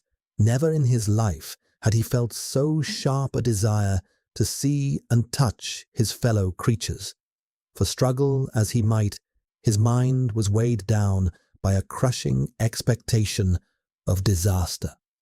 When they reached the square, it was full of wind and dust, and the thin trees in the garden were lashing themselves along the railings. Poole, who had kept a pace or two ahead the whole way, now stopped in the middle of the pavement, and despite the biting weather, took off his hat and wiped his brow with a red pocket handkerchief. But hurried as he had been, what he wiped away was not sweat from exertion, but the moisture of some choking anguish. For his face was white, and when he spoke, his voice was harsh and broken. "Well, sir," he said, "here we are, and God grant there is nothing wrong." "Amen, Poole," said the lawyer. Thereupon the servant knocked very cautiously. The door was opened on the chain, and a voice asked from within, "Is that you, Poole?" "It is all right," said Poole. "Open the door." When they entered, the hall was brightly lit, the fire was built high, and around the hearth all the servants, men and women, stood huddled together like a flock of sheep. At the sight of Mr. Utterson, the housemaid broke into hysterical whimpering, and the cook, crying out, "Bless God, it is Mr. Utterson," ran forward as if to take him in her arms. "What? What? Are you all here?" said the lawyer peevishly. "Very irregular, very improper. Your master would be far from pleased." "They are all afraid," said Poole. A blank silence followed, and no one protested. Only the maid raised her voice and began to weep loudly. "Hold your tongue," Poole said to her, with a ferocity of tone that showed how shaken his own nerves were. Indeed, when the girl had so suddenly raised the sound of her lament, they had all started and turned toward the inner door with faces full of dreadful expectation. "And now," continued the butler, addressing the knife boy, "bring me a candle, and we will get this through at once." Then he asked Mr. Utterson to follow him, and led the way to the back garden. "Now, sir," he said, "come as quietly as you can. I want you to hear, and I do not want you to be heard. And mark this, sir, if by any chance he asks you in, do not go." At this unexpected ending, Mr. Utterson's nerves gave a jolt that nearly threw him off balance, but he gathered his courage and followed the butler into the laboratory building, through the surgical theatre with its clutter of crates and bottles, and to the foot of the stairs. Here Poole motioned him to stand to one side and listen, while he himself, setting down the candle and visibly summoning all his resolve, climbed the steps and knocked with a somewhat uncertain hand on the red baize of the cabinet door. "Mr. Utterson, sir, asking to see you," he called, and even as he did so, he again made an urgent sign for the lawyer to listen. A voice answered from within. "Tell him I cannot see anyone," it said plaintively. "Thank you, sir," said Poole, with something like triumph in his voice, and taking up his candle, he led Mr. Utterson back across the yard and into the great kitchen, where the fire was out and beetles were leaping on the floor. "Sir," he said, looking Mr. Utterson in the eyes, "was that my master's voice?" "It seems much changed," replied the lawyer, very pale but returning Poole's look. "Changed? Well, yes, I think so," said the butler. "Have I spent 20 years in this man's house only to be deceived about his voice? No, sir. Master has been made away with. He was made away with 8 days ago when we heard him cry out upon the name of God. And who is in there instead of him, and why it stays there, is something that cries out to heaven, Mr. Utterson." "This is a very strange story, Poole. This is a rather wild story, my man," said Mr. Utterson, biting his finger. "Suppose it were as you suppose. Suppose Dr. Jekyll had been, well, murdered. What could induce the murderer to stay? That will not hold water. It does not commend itself to reason." "Well, Mr. Utterson, you are a hard man to satisfy, but I will do it yet," said Poole. "All this last week, you must know, him, or it, or whatever it is that lives in that cabinet, has been crying night and day for some sort of medicine and cannot get it to his liking. It was sometimes his way, the master's, I mean, to write his orders on a sheet of paper and throw it on the stairs, We have had nothing else this week, nothing but papers and a closed door, and the meals left there to be smuggled in when nobody was looking. Well, sir, every day, yes, and twice and 3 times in the same day, there have been orders and complaints, and I have been sent flying to all the wholesale chemists in town. Every time I brought the stuff back, there would be another paper telling me to return it because it was not pure, and another order to a different firm. This drug is desperately wanted, sir, whatever it is wanted for. Have you any of these papers? Asked Mr. Utterson.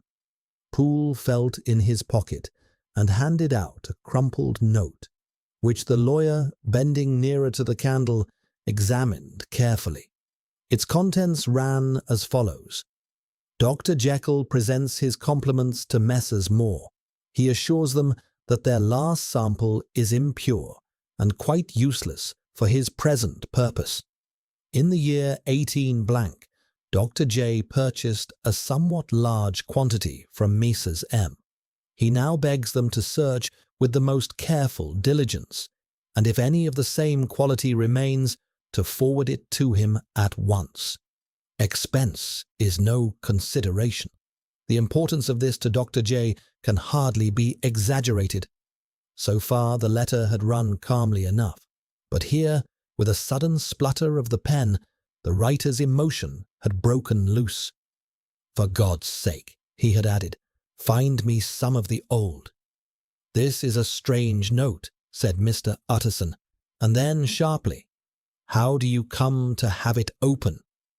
The man at Moore's was furious, sir, and he threw it back to me like so much dirt, returned Poole.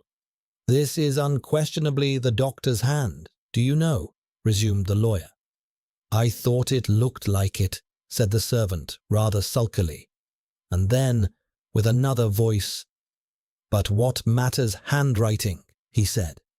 I've seen him. Seen him? Repeated Mr. Utterson. Well?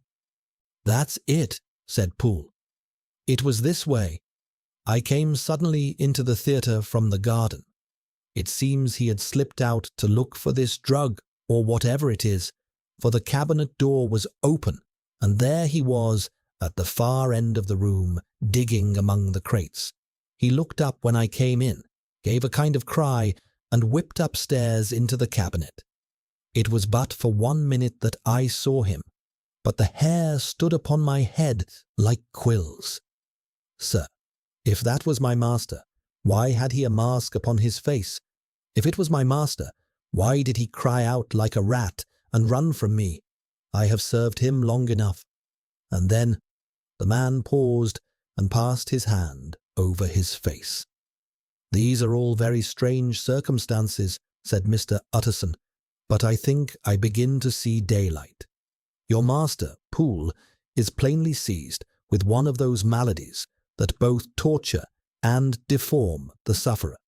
Hence, for all I know, the alteration of his voice, hence the mask and his avoidance of his friends, hence his eagerness to find this drug, by means of which the poor soul retains some hope of ultimate recovery.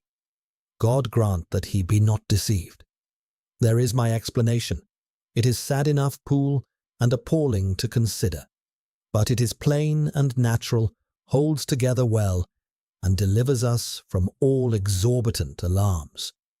Sir, said the butler, turning a mottled pallor, that thing was not my master, and there's the truth. My master, here he looked round him and began to whisper, is a tall, fine build of a man, and this was more of a dwarf. Utterson attempted to protest. Oh, sir, cried Poole, do you think I do not know my master after 20 years? Do you think I do not know where his head comes to in the cabinet door, where I saw him every morning of my life? No, sir, that thing in the mask was never Dr. Jekyll. God knows what it was, but it was never Dr. Jekyll, and it is the belief of my heart that there was murder done. Poole, replied the lawyer, if you say that, it will become my duty to make certain. Much as I desire to spare your master's feelings, much as I am puzzled by this note which seems to prove him to be still alive, I shall consider it my duty to break in that door." "Ah, Mr. Utterson, that's talking," cried the butler. "And now comes the second question," resumed Utterson. "Who is going to do it?" "Why, you and me, sir," was the undaunted reply. "That is very well said," returned the lawyer, "and whatever comes of it, I shall make it my business to see you are no loser." "There is an axe in the theatre," continued Poole, "and you might take the kitchen poker for yourself." The lawyer took that rude but weighty instrument into his hand and balanced it. "Do you know, Poole," he said, looking up, "that you and I are about to place ourselves in a position of some peril?" "You may say so, sir, indeed," returned the butler. "It is well, then, that we should be frank," said the other. "We both think more than we have said. Let us make a clean breast of it. This masked figure that you saw, did you recognize it?" "Well, sir, it went so quick, and the creature was so doubled up that I could hardly swear to that," was the answer. "But if you mean, was it Mr. Hyde?" "Why, yes, I think it was. You see, it was much of the same size, and it had the same quick light way with it. And then who else could have got in by the laboratory door? You have not forgotten, sir, that at the time of the murder he had still the key with him. But that's not all. I don't know, Mr. Utterson, if you ever met this Mr. Hyde?" "Yes," said the lawyer. "I once spoke with him." "Then you must know as well as the rest of us that there was something queer about that gentleman, something that gave a man a turn. I don't know rightly how to say it, sir, beyond this, that you felt it in your marrow, cold and thin." "I own I felt something of what you describe," said Mr. Utterson. "Quite so, sir," returned Poole. "Well, when that masked thing like a monkey jumped from among the chemicals and whipped into the cabinet, it went down my spine like ice. I know it's not evidence, Mr. Utterson. I'm book-learned enough for that, but a man has his feelings, and I give you my Bible word it was Mr. Hyde." "Aye, aye," said the lawyer. "My fears incline to the same point. Evil, I fear, founded, evil was sure to come, of that connection. Aye, truly, I believe you. I believe poor Harry is killed, and I believe his murderer, for what purpose God alone can tell, is still lurking in his victim's room. Well, let our name be Vengeance. Call Bradshaw." The footman came at the summons, very white and nervous. "Pull yourself together, Bradshaw," said the lawyer. "This suspense, I know, is telling upon all of you, but it is now our intention to make an end of it. Poole and I are going to force our way into the cabinet. If all is well, my shoulders are broad enough to bear the blame. Meanwhile, lest anything should really be amiss, or any malefactor seek to escape by the back, you and the boy must go round the corner with a pair of good sticks and take your post at the laboratory door. We give you 10 minutes to get to your stations." As Bradshaw left, the lawyer looked at his watch. "And now, Poole, let us get to ours," he said, and taking the poker under his arm, he led the way into the yard. The scud had banked over the moon, and it was now quite dark. The wind, which only broke in puffs and draughts into that deep well of building, tossed the light of the candle to and fro about their steps until they came into the shelter of the theatre, where they sat down silently to wait. London hummed solemnly all around, but nearer at hand the stillness was broken only by the sound of a footfall moving to and fro along the cabinet floor. "So it will walk all day, sir," whispered Poole. "Aye, and the better part of the night. Only when a new sample comes from the chemist There's a bit of a break. Ah, it's an ill conscience that's such an enemy to rest. Ah, sir, there's blood foully shed in every step of it. But hark again, a little closer. Put your heart in your ears, Mr. Utterson, and tell me, is that the doctor's foot? The steps fell lightly and oddly, with a certain swing, for all they went so slowly. It was different indeed from the heavy creaking tread of Henry Jekyll. Utterson sighed. "Is there never anything else?" he asked. Poole nodded. "Once," he said. "Once I heard it weeping." "Weeping? How so?" said the lawyer, conscious of a sudden chill of horror. "Weeping like a woman or a lost soul," said the butler. "I came away with that upon my heart that I could have wept too." But now the 10 minutes drew to an end. Poole retrieved the axe from under a stack of packing straw. The candle was set upon the nearest table to light them to the attack, and they drew near with bated breath to where that patient foot was still going up and down, in the quiet of the night. "Jekyll," cried Utterson, with a loud voice, "I demand to see you." He paused a moment, but there came no reply. "I give you fair warning. Our suspicions are aroused, and I must and shall see you," he resumed. "If not by fair means, then by foul. If not of your consent, then by brute force." "Utterson," said the voice, "for God's sake, have mercy." "Ah, that's not Jekyll's voice, it's Hyde's," cried Utterson. "Down with the door, Poole." Poole swung the axe over his shoulder. The blow shook the building, and the red baize door leaped against the lock and hinges. A dismal screech, as of mere animal terror, rang from the cabinet. Up went the axe again, and again the panels crashed and the frame bounded. 4 times the blow fell. But the wood was tough, and the fittings were of excellent workmanship. And it was not until the 5th blow that the lock burst asunder, and the wreck of the door fell inwards on the carpet. The besiegers, appalled by their own riot, and the stillness that followed, stood back a little, and peered in.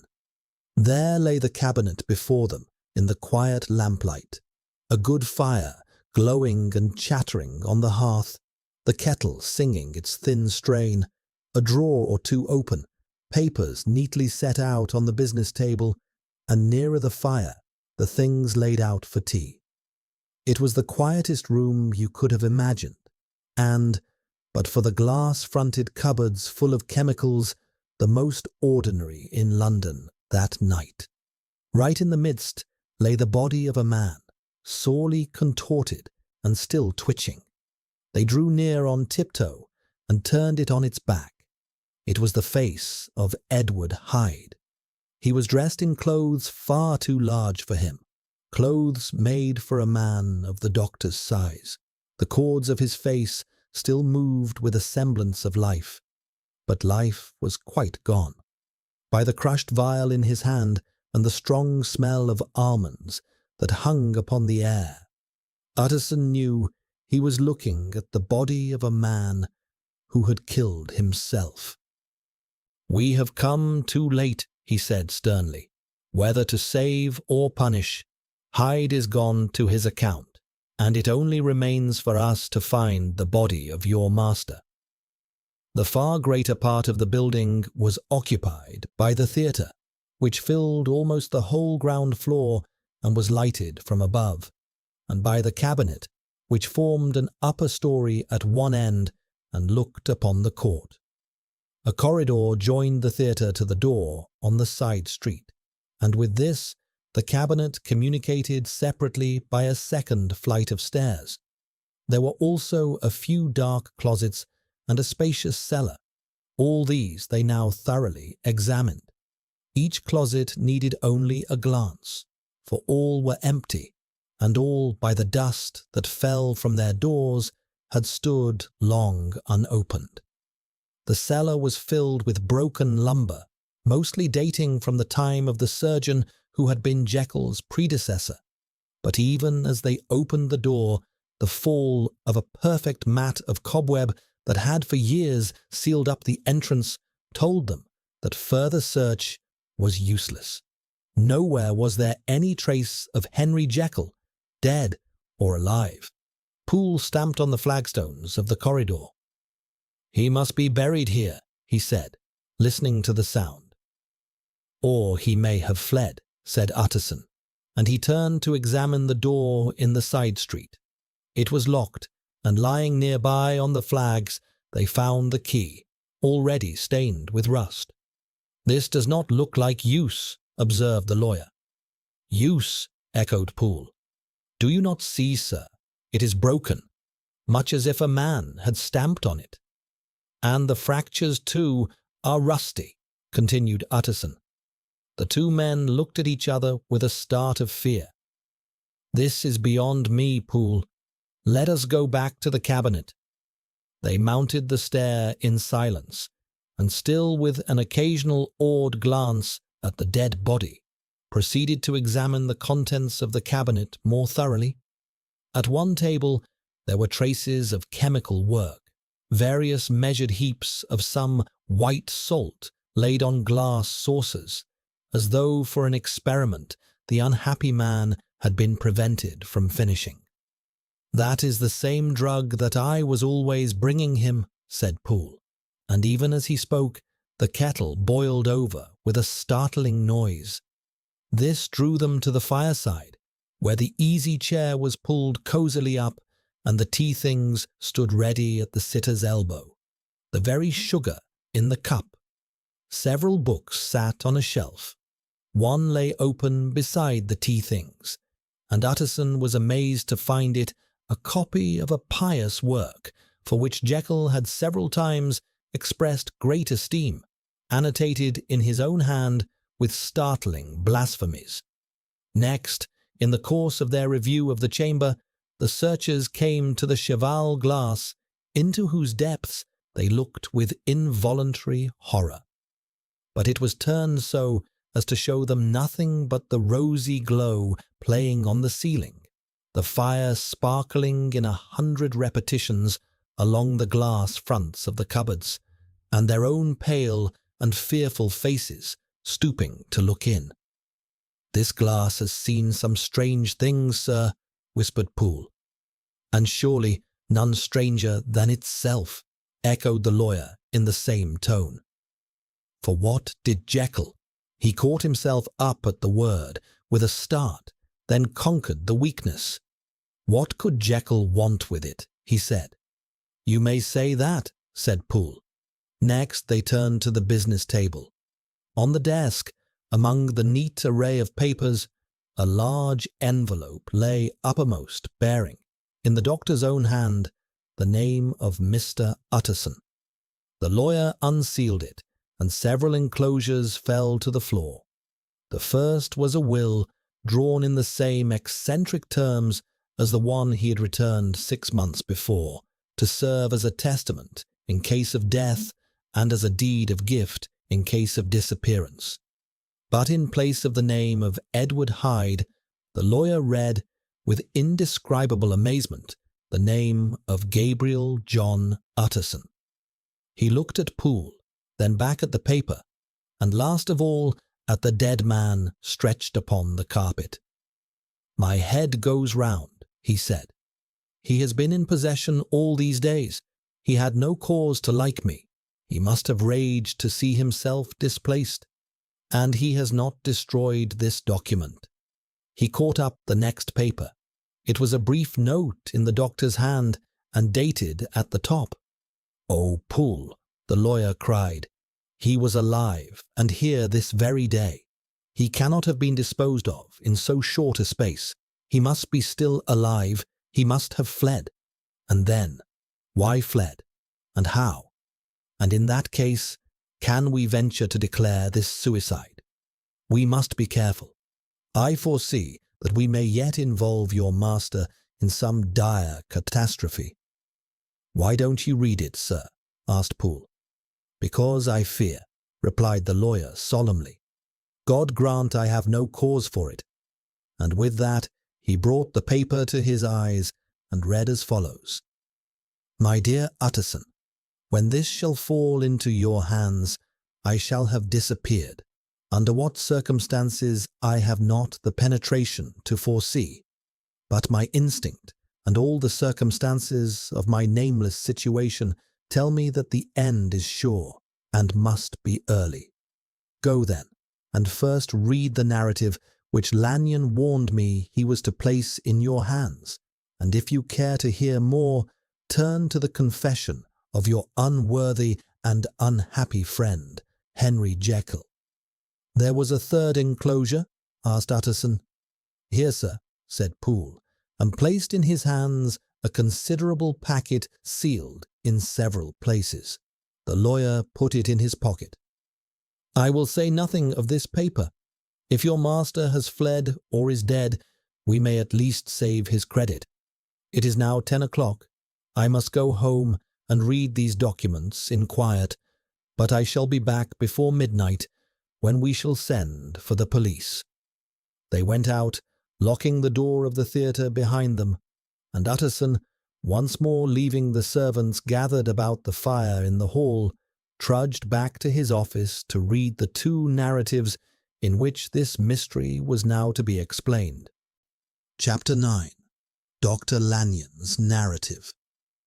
On the 9th of January, now 4 days ago, I received by the evening post a registered envelope addressed in the hand of my colleague and old school companion, Henry Jekyll.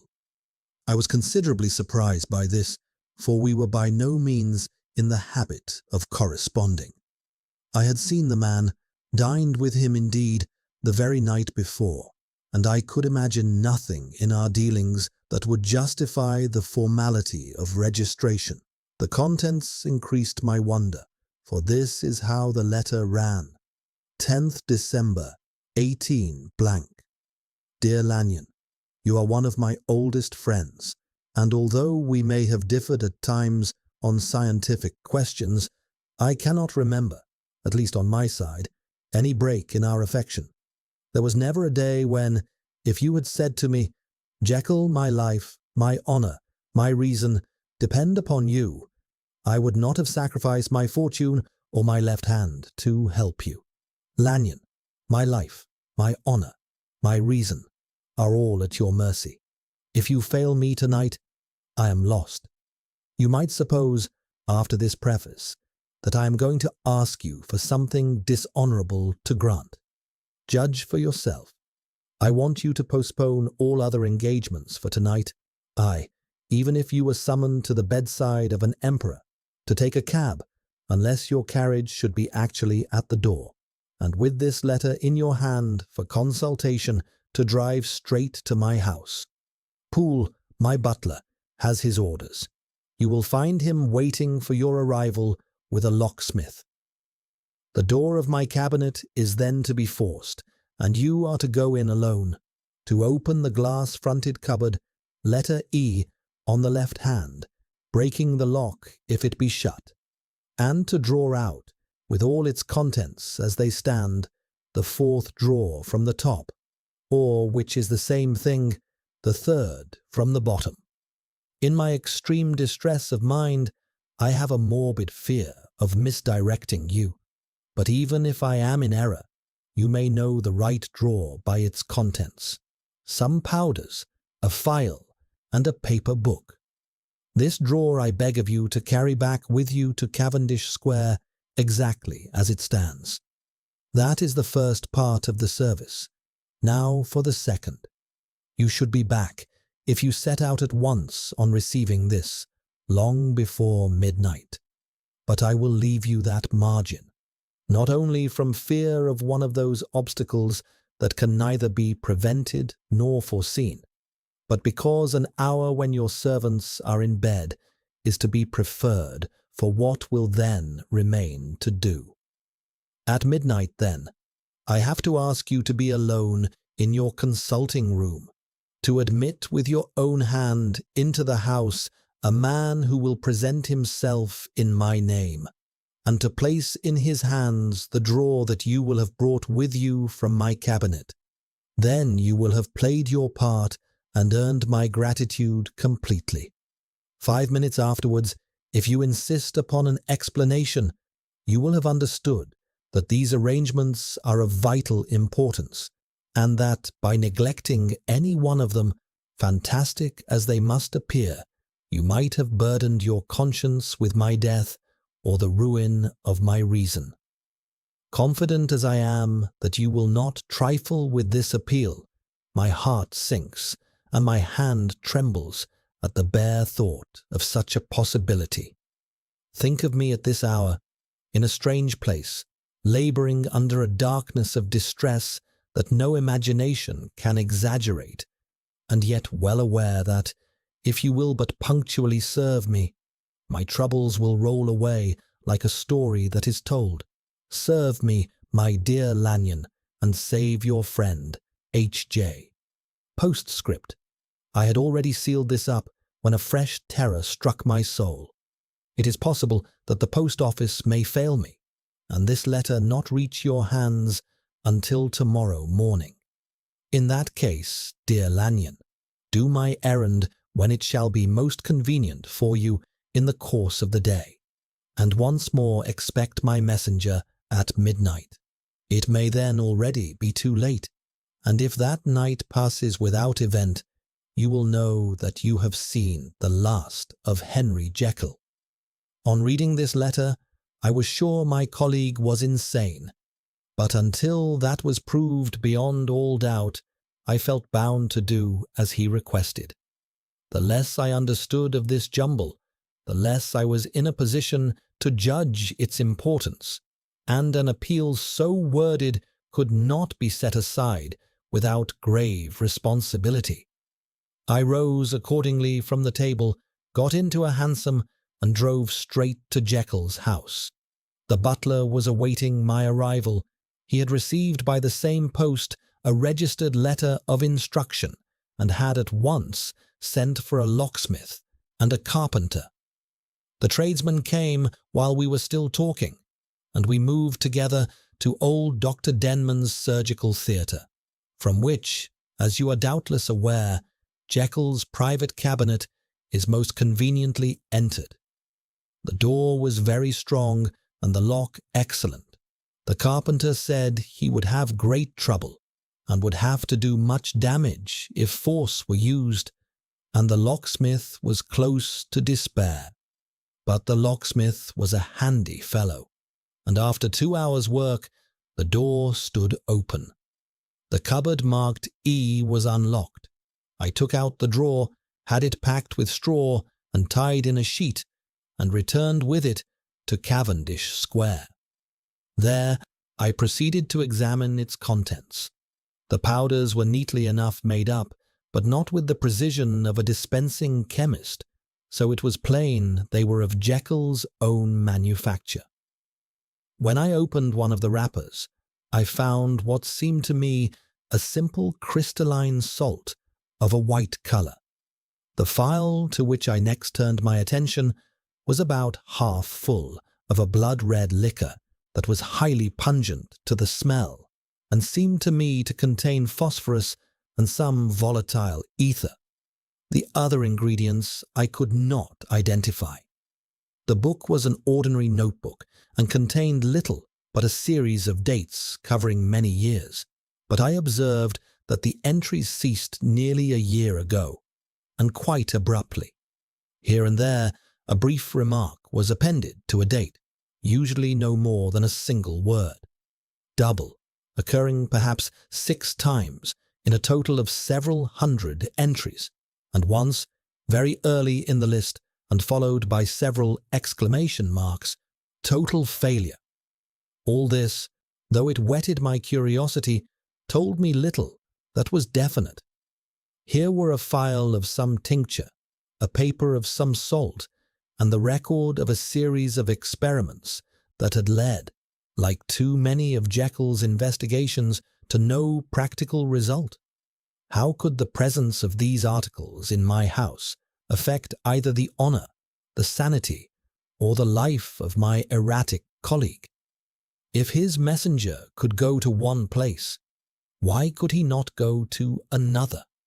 And even granting some impediment, why was this gentleman to be received by me in secret? The more I reflected, the more convinced I grew that I was dealing with a case of mental disease. And though I dismissed my servants to bed, I loaded an old revolver so that I might be found in some posture of self-defense. 12 o'clock had scarcely rung out over London when the knocker sounded very gently on the door. I went myself at the summons and found a small man crouching against the pillars of the portico.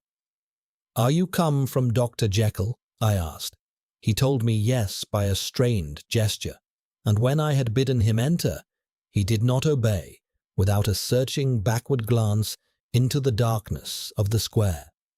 There was a policeman not far off, advancing with his lantern open, and at the sight I thought my visitor started and made greater haste. These details struck me, I confess, unpleasantly, and as I followed him into the bright light of the consulting room, I kept my hand ready on my weapon. Here at last I had a chance to see him clearly. I had never set eyes on him before, that much was certain. He was small, as I have said.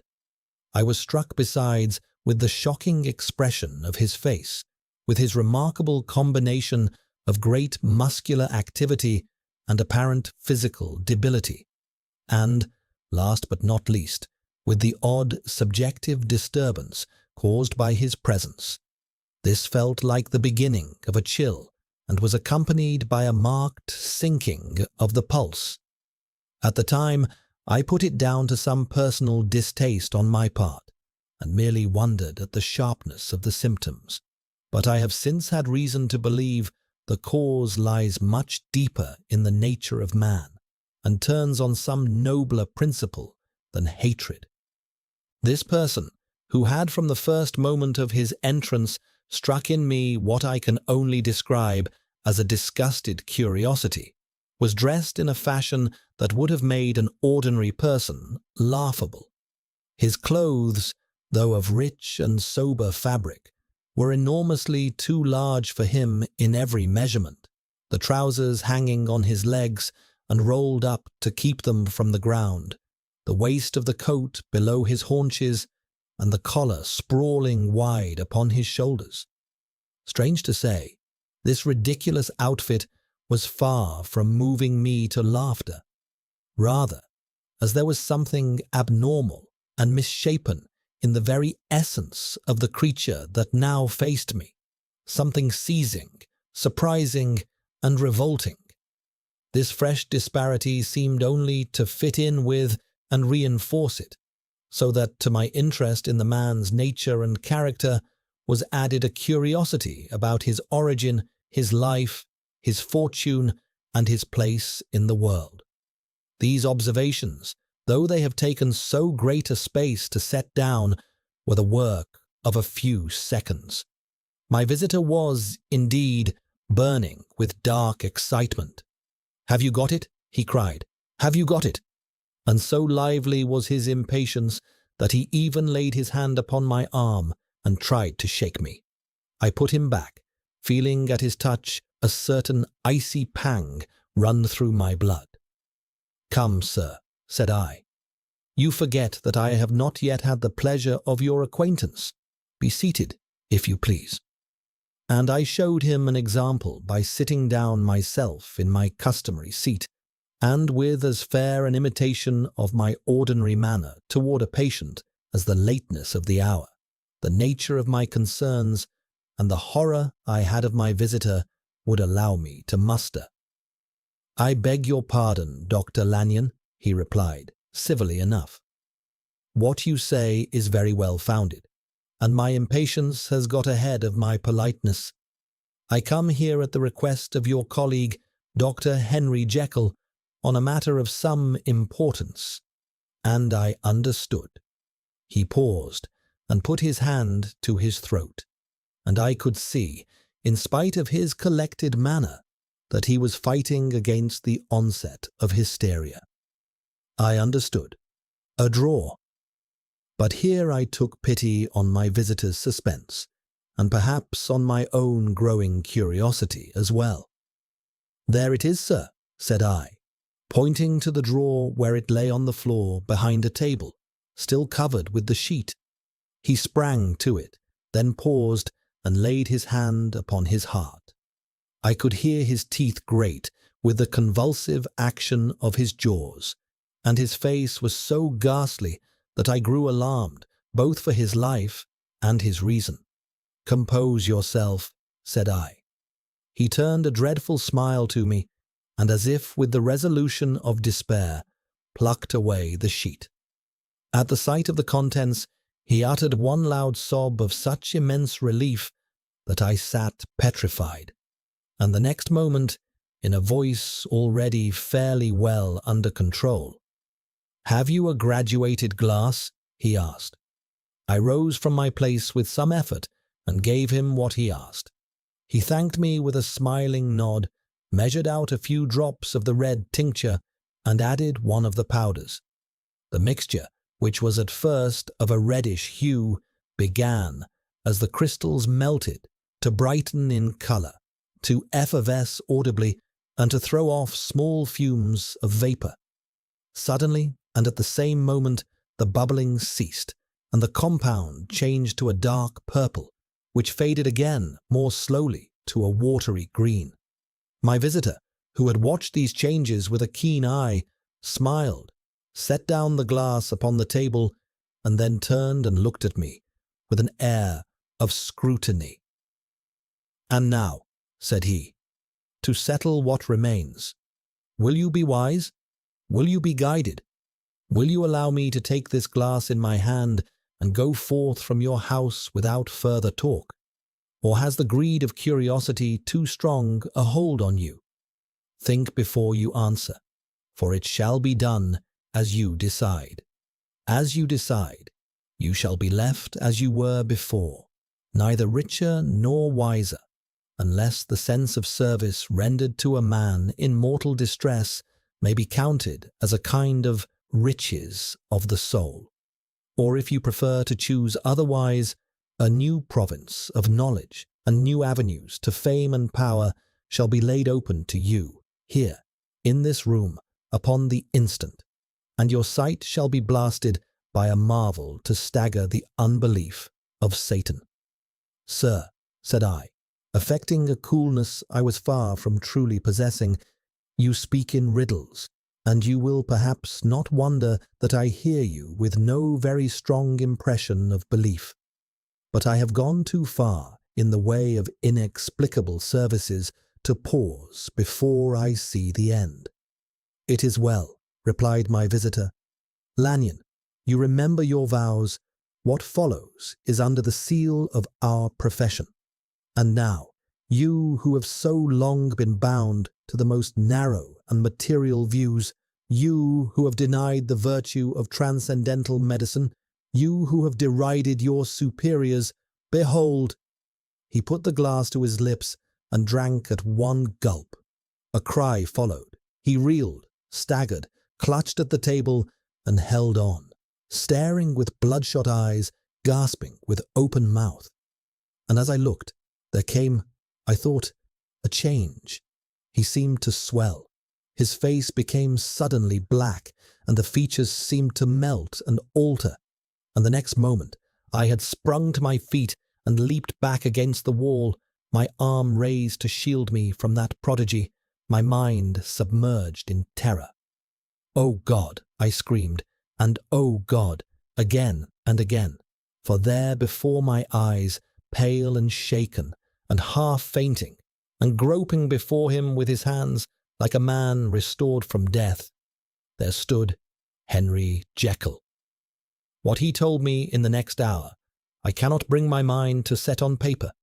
I saw what I saw, I heard what I heard, and my soul sickened at it. And yet now, when that sight has faded from my eyes, I ask myself if I believe it, and I cannot answer. My life is shaken to its roots. Sleep has left me. The deadliest terror sits by me at all hours of the day and night. I feel that my days are numbered, and that I must die, and yet I shall die incredulous. As for the moral turpitude that man unveiled to me, even with tears of penitence, I cannot, even in memory, dwell on it without a start of horror. I will say but one thing, Utterson, and that, if you can bring your mind to credit it, will be more than enough. The creature who crept into my house that night was, on Jekyll's own confession, known by the name of Hyde and hunted for in every corner of the land as the murderer of Carew. Hasty Lanyon. Chapter 10. Henry Jekyll's full statement of the case. I was born in the year 18 blank to a large fortune, endowed besides with excellent abilities, inclined by nature to industry, and fond of the respect of the wise and good among my fellow men. By every measure I seemed guaranteed an honourable and distinguished future.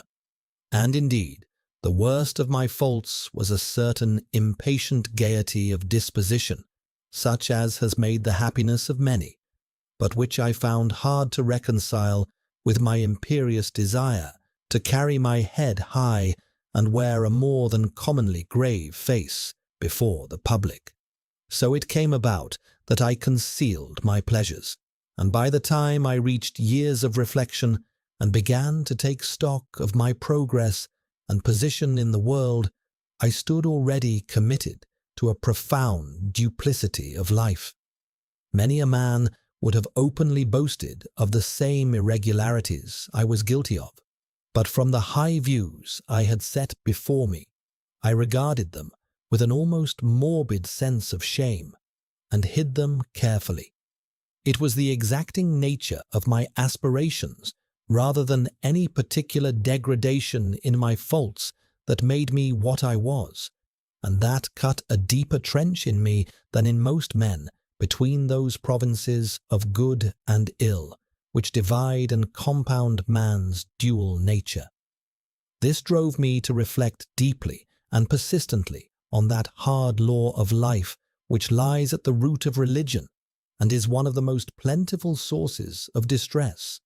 Though so profound a double dealer, I was in no sense a hypocrite. Both sides of me were in dead earnest. I was no more myself when I laid aside restraint and plunged into shame than when I laboured, in the eye of day, at the furtherance of knowledge or the relief of sorrow and suffering. It chanced that the direction of my scientific studies, which led wholly toward the mystic and the transcendental, reacted on this consciousness and shed a strong light on the perennial war among my members. With every day, drawing on both sides of my intelligence, the moral and the intellectual, I drew steadily nearer to that truth by whose partial discovery I have been doomed to such a dreadful shipwreck. That man is not truly one, but truly two. I say two, because the state of my own knowledge does not pass beyond that point. Others will follow, others will outstrip me on the same lines, and I hazard the guess that man will ultimately be known for a mere republic of multifarious, incongruous, and independent inhabitants. For my own part, from the nature of my life, I advanced in one direction and one direction only. It was on the moral side, and in my own person, that I learned to recognize the thorough and primitive duality of man. I saw that of the two natures contending in the field of my consciousness. Even if I could rightly be said to be either, it was only because I was radically both. From an early date, even before the course of my scientific discoveries had begun to suggest the most bare possibility of such a miracle, I had learned to dwell with pleasure, as a beloved daydream, on the thought of the separation of these elements. If each, I told myself, could but be housed in separate identities, life would be relieved of all that was unbearable.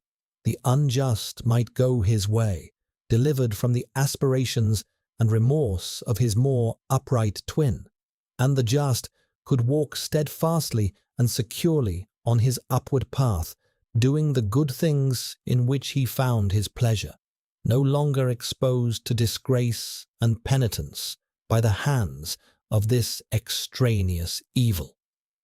It was the curse of mankind that these incompatible elements were thus bound together, that in the agonized womb of consciousness these polar twins should be continuously struggling. How, then, were they to be dissociated? I was deep in these reflections when, as I have said, a sidelight began to shine upon the subject from the laboratory table. I began to perceive, more deeply than it has ever yet been stated, the trembling immateriality, the mist-like transience of this seemingly so solid body in which we walk attired. Certain agents I found to have the power to shake and pluck back that fleshly vestment, even as a wind might toss the curtains of a pavilion.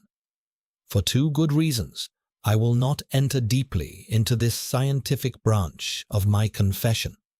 First, because I have been made to learn that the doom and burden of our life is bound forever on man's shoulders, and when the attempt is made to cast it off, it returns upon us with more unfamiliar and more awful pressure. Second, because, as my narrative will make too evident, my discoveries were incomplete. Enough, then, that I not only recognized my natural body for the mere aura and radiance of certain of the powers that made up my spirit, but managed to compound a drug by which these powers should be dethroned from their supremacy, and a second form and countenance substituted, nonetheless natural to me, because they were the expression and bore the stamp of lower elements in my soul. I hesitated long before I put this theory to the test of practice. I knew well that I risked death, for any drug that so potently controlled and shook the very fortress of identity might, by the slightest excess in the dose or the least ill-timing in the moment of administration, utterly blot out that immaterial tabernacle which I looked to it to change. But the temptation of a discovery so singular and profound at last overcame the warnings of alarm. I had long since prepared my tincture. I purchased at once from a firm of wholesale chemists a large quantity of a particular salt, which I knew from my experiments to be the last ingredient required. And late one accursed night I compounded the elements, watched them boil and smoke together in the glass, and when the boiling had subsided, with a strong glow of courage, drank off the potion. The most racking pangs succeeded, a grinding in the bones, deadly nausea, and a horror of the spirit that cannot be exceeded at the hour of birth or death.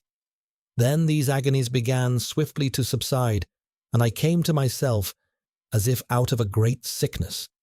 There was something strange in my sensations, something indescribably new, and from its very novelty, incredibly sweet. I felt younger, lighter, happier in body. Within, I was conscious of a heady recklessness, a current of disordered sensual images running like a mill race in my fancy, a loosening of the bonds of obligation, an unknown but not innocent freedom of the soul. I knew myself, at the first breath of this new life, to be more wicked, tenfold more wicked, sold a slave to my original evil, and the thought in that moment braced and delighted me like wine. I stretched out my hands, exulting in the freshness of these sensations, and in the act I was suddenly aware that I had lost in stature. There was no mirror, at that date, in my room. The one that stands beside me as I write was brought there later, and for the very purpose of these transformations. The night, however, was far gone into the morning, and the morning, black as it was nearly ripe for the conception of the day. The inmates of my house were locked in the most rigorous hours of slumber, and I determined, flushed as I was with hope and triumph, to venture in my new shape as far as my bedroom. I crossed the yard, where the constellations looked down upon me. I could have thought, with wonder, as the first creature of that sort, their unsleeping vigilance had yet disclosed to them. I stole through the corridors, a stranger in my own house, and coming to my room, I saw for the first time the appearance of Edward Hyde. I must here speak by theory alone, saying not what I know, but what I suppose to be most probable. The evil side of my nature, to which I had now transferred the stamping efficacy, was less robust and less developed than the good which I had just deposed.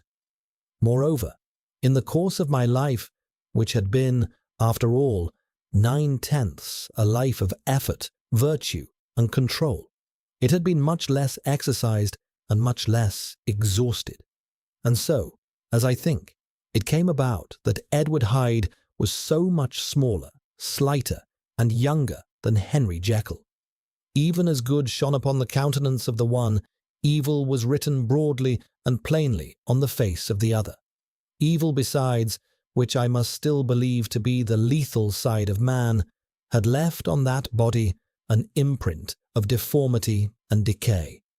And yet when I looked upon that ugly idol in the glass, I was conscious of no repugnance, but rather of a leap of welcome. This, too, was myself. It seemed natural and human. In my eyes, it bore a livelier image of the spirit. It seemed more direct and single than the imperfect and divided countenance I had until then been accustomed to call mine. And in that much I was doubtless right. I have observed that when I wore the semblance of Edward Hyde, none could come near me at first without a visible misgiving of the flesh. This, as I take it, was because all human beings, as we meet them, are mingled out of good and evil, and Edward Hyde, alone in the ranks of mankind, was pure evil. I lingered only a moment at the mirror. The second and conclusive experiment had yet to be attempted. It remained to be seen whether I had lost my identity beyond redemption, and must flee before daylight from a house that was no longer mine. Hurrying back to my cabinet, I once more prepared and drank the cup, once more suffered the pangs of dissolution, and came to myself once more with the character, the stature, and the face of Henry Jekyll. That night I had come to the fatal crossroads. Had I approached my discovery in a nobler spirit, had I risked the experiment while under the influence of generous or pious aspirations, all must have been otherwise. From those agonies of death and birth, I might have come forth an angel instead of a fiend. The drug had no discriminating action.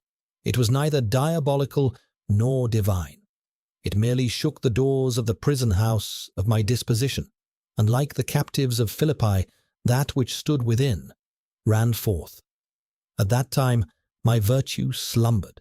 My evil, kept awake by ambition, was alert and swift to seize the occasion. The thing that was projected was Edward Hyde. So, although I now had two characters as well as two appearances, one was wholly evil, and the other was still the old Henry Jekyll, that incongruous compound of whose reformation and improvement I had already learned to despair. The movement was thus wholly toward the worse. Even then, I had not conquered my aversion to the dryness of a life of study. I would still be merrily disposed at times, and since my pleasures were, to say the least, undignified, and I was not only well known and highly regarded, but growing toward old age, this incoherence in my life was daily growing more unwelcome. It was on this side that my new power tempted me until I fell into slavery to it. I had only to drink the cup, to shed at once the body of the noted professor, and to assume like a thick cloak, that of Edward Hyde. I smiled at the notion. It seemed humorous to me at the time, and I made my preparations with the most careful attention. I took and furnished that house in Soho to which Hyde was tracked by the police, and engaged as housekeeper a creature whom I well knew to be silent and unscrupulous. On the other side, I announced to my servants that a Mr. Hyde, whom I described, was to have full liberty and authority about my house in the square, and to guard against mishaps, I even visited and made myself a familiar figure in my second character. I next drew up that will to which you so strongly objected, so that if anything befell me in the person of Dr. Jekyll, I could step into that of Edward Hyde without financial loss. Thus fortified, as I supposed, on every side, I began to profit from the strange immunities of my position. Men have before hired others to carry out their crimes, while their own person and reputation sat safely sheltered. I was the first that ever did so for his pleasures. I was the first who could walk in the public eye under a load of respectable standing, and then in a moment, like a schoolboy, strip off these borrowed trappings and spring headlong into the sea of liberty. For me, in my impenetrable mantle, the safety was complete. Think of it. I did not even exist. Let me but escape into my laboratory door, give me but a second or two to mix and swallow the draught I always kept standing ready, and whatever he had done, Edward Hyde would pass away like the stain of breath upon a mirror. In his place, quietly at home, trimming the midnight lamp in his study, would be Henry Jekyll, a man who could afford to laugh at suspicion. The pleasures I made haste to seek in my disguise were, as I have said, undignified.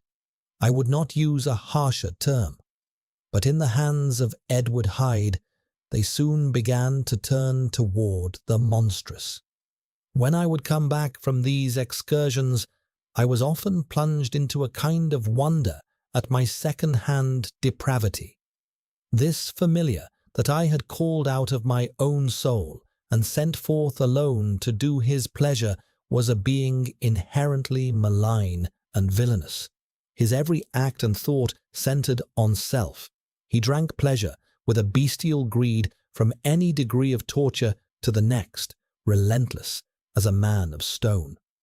Henry Jekyll stood at times aghast before the acts of Edward Hyde, but the situation lay apart from ordinary laws, and it insidiously loosened the grip of conscience. It was Hyde, after all, and Hyde alone, who was guilty. Jekyll was no worse for it. He woke again to his good qualities seemingly unimpaired. He would even hasten, where it was possible, to undo the evil Hyde had done, and so his conscience slumbered.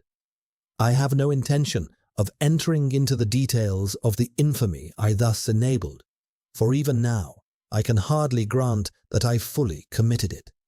I mean only to point out the warnings and the successive steps by which my punishment approached. I met with one accident which, since it brought on no lasting consequence, I will do no more than mention. An act of cruelty to a child roused the anger of a passer-by whom I recognized the other day in the person of your kinsman. The doctor and the child's family joined him. There were moments when I feared for my life. At last, to calm their entirely justified anger, Edward Hyde had to bring them to the door and pay them with a cheque written in the name of Henry Jekyll.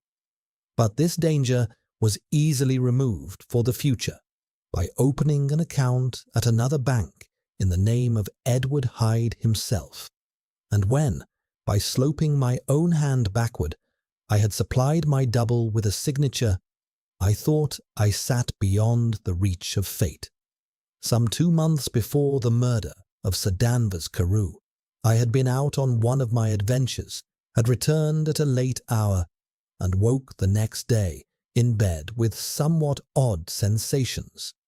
I looked about me in vain.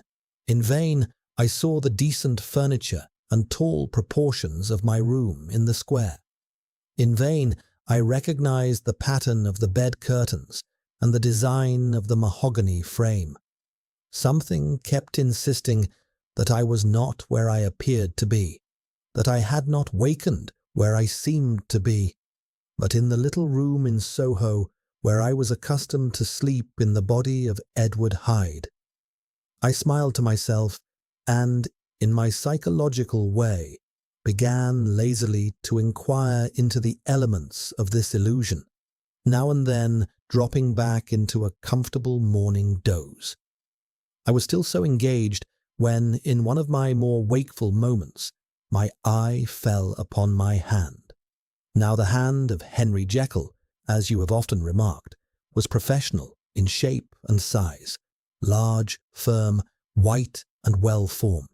But the hand I now saw, clearly enough in the yellow light of a mid-London morning, lying half shut on the bedclothes, was lean, corded, knuckly, of a dusky pallor, and thickly covered with a dark growth of hair.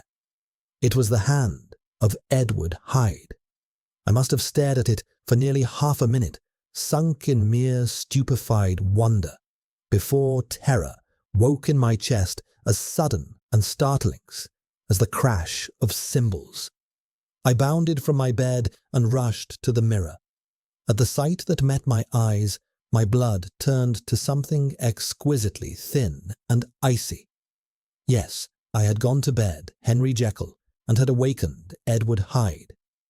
How was this to be explained? I asked myself, and then, with another surge of terror, how was it to be remedied? It was well on in the morning. The servants were up, all my drugs were in the cabinet. A long journey down 2 flights of stairs, through the back passage, across the open court, and through the anatomical theatre from where I stood, horror-struck. It might be possible to cover my face, but what use was that when I was unable to conceal the alteration in my stature? Then, with an overpowering sweetness of relief, it came back to me that the servants were already accustomed to the coming and going of my second self. I dressed as best I could in clothes of my own size, and soon passed through the house, where Bradshaw stared and drew back at seeing Mr. Hyde at such an hour and in such a strange condition. 10 minutes later, Dr. Jekyll had returned to his own shape and was sitting down, with a darkened brow, to make a pretense of eating breakfast. Small indeed was my appetite. This inexplicable incident, this reversal of my previous experience, seemed, like the Babylonian finger on the wall, to be spelling out the letters of my judgment, and I began to reflect more seriously than ever before on the issues and possibilities of my double existence.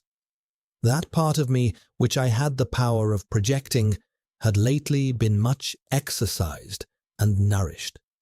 It had seemed to me of late as though the body of Edward Hyde had grown in stature, as though, when I wore that form, I were conscious of a more generous tide of blood.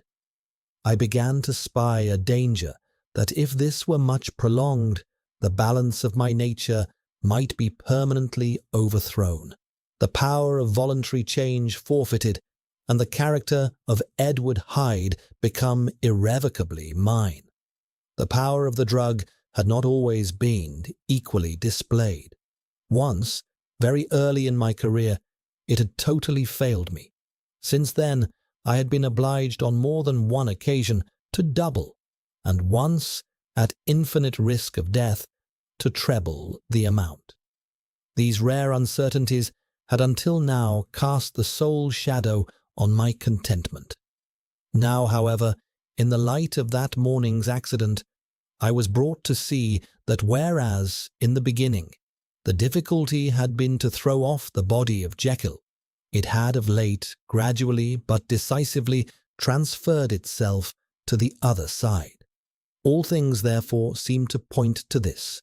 I was slowly losing hold of my original and better self, and becoming slowly incorporated with my second and worse.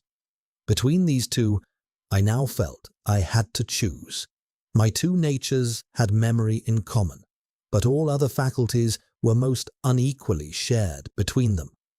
Jekyll, who was composite, now with the most sensitive apprehensions, now with a greedy gusto, projected and shared in the pleasures and adventures of Hyde. But Hyde was indifferent to Jekyll, or remembered him only as the mountain bandit remembers the cavern in which he conceals himself from pursuit. Jekyll had more than a father's interest. Hyde had more than a son's indifference. To cast my lot with Jekyll was to die to those appetites which I had long secretly indulged and had of late begun to pamper. To cast it with Hyde was to die to 1,000 interests and aspirations, and to become, at a blow and forever, despised and friendless. The bargain might appear unequal, but there was still another consideration in the scales. While Jekyll would suffer sharply in the fires of abstinence, Hyde would not even be conscious of all that he had lost. Strange as my circumstances were, the terms of this debate are as old and commonplace as man. Much the same inducements and alarms cast the die for any tempted and trembling sinner, and it fell out with me as it falls with so vast a majority of my fellows, that I chose the better part, and was found wanting in the strength to keep to it. Yes, I preferred the elderly and discontented doctor, surrounded by friends and cherishing honest hopes, and I bade a resolute farewell to the liberty, the comparative youth, the light step, the leaping pulses, and secret pleasures that I had enjoyed in the disguise of Hyde. I made this choice perhaps with some unconscious reservation, for I neither gave up the house in Soho nor destroyed the clothes of Edward Hyde, which still lay ready in my cabinet. For 2 months, however, I was true to my determination. For 2 months I led a life of such severity as I had never before attained, and enjoyed the compensations of an approving conscience. But time began at last to wear away the freshness of my alarm. The praises of conscience began to grow into a matter of course. I began to be tortured with throes and longings, as of Hyde struggling after freedom. And at last, in an hour of moral weakness, I once again compounded and swallowed the transforming draught. I do not suppose that when a drunkard reasons with himself upon his vice, he is even once in 500 times affected by the dangers he runs through his brutish physical insensibility. Neither had I, long as I had considered my position, made enough allowance for the complete moral insensibility and mindless readiness for evil that were the leading traits of Edward Hyde. Yet it was by these that I was punished. My devil had been long caged. He came out roaring. I was conscious, even when I took the draught, of a more unbridled, a more furious propensity to ill. It must have been this, I suppose, that stirred in my soul that tempest of impatience with which I listened to the civilities of my unhappy victim. I declare at least, before God, no man morally sane could have been guilty of that crime upon so pitiful a provocation, and I struck in no more reasonable spirit than that in which a sick child may break a plaything. But I had voluntarily stripped myself of all those balancing instincts by which even the worst of us continues to walk with some degree of steadiness among temptations, and in my case, to be tempted, however slightly, was to fall. Instantly the spirit of hell awoke in me and raged. With a transport of glee, I mauled the unresisting body, tasting delight from every blow. And it was not until weariness had begun to set in that I was suddenly, in the very height of my delirium, struck through the heart by a cold thrill of terror. A mist dispersed. I saw my life to be forfeit, and fled from the scene of these excesses, at once glorying and trembling, my lust of evil gratified and stimulated, my love of life screwed to the topmost peg. I ran to the house in Soho and destroyed my papers.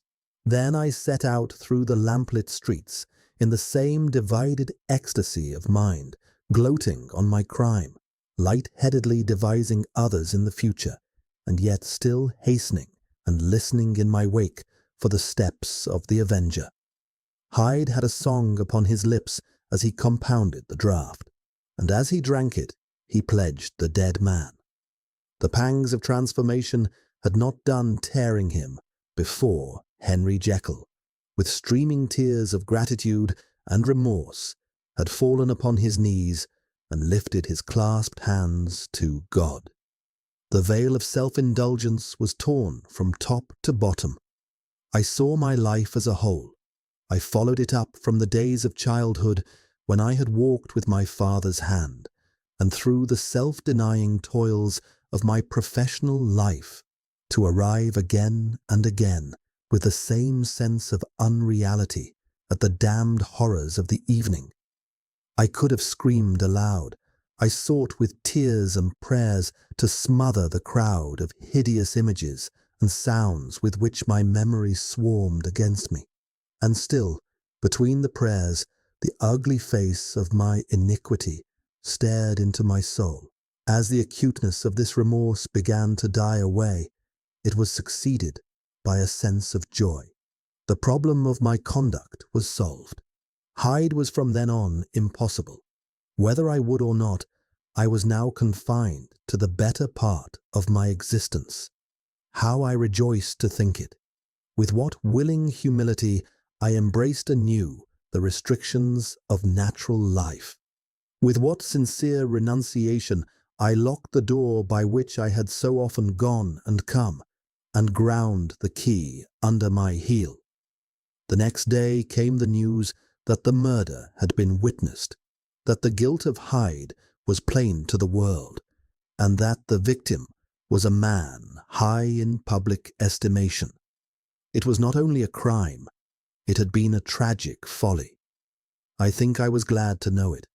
I think I was glad to have my better impulses thus buttressed and guarded by the terrors of the scaffold. Jekyll was now my city of refuge. Let Hyde peep out an instant, and the hands of all men would be raised to take and slay him. I resolved to redeem the past in my future conduct, and I can say with honesty that my resolve bore some good fruit.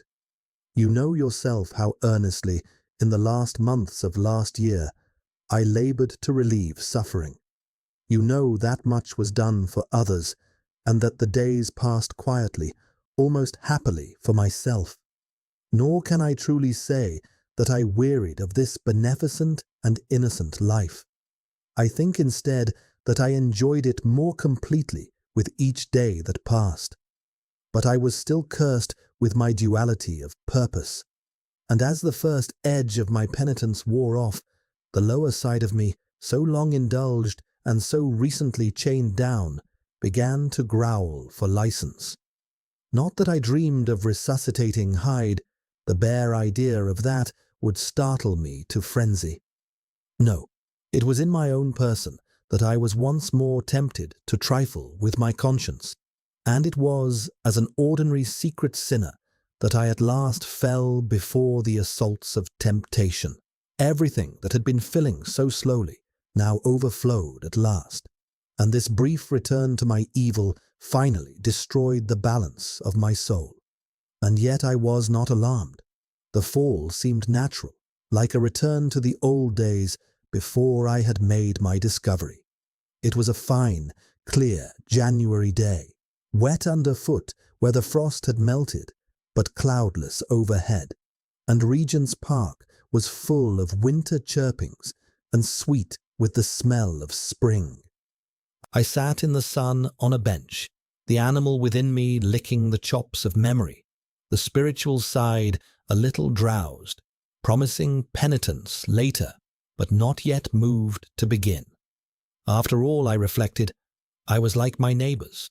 And then I smiled, comparing myself with other men, comparing my active goodwill with the lazy cruelty of their neglect.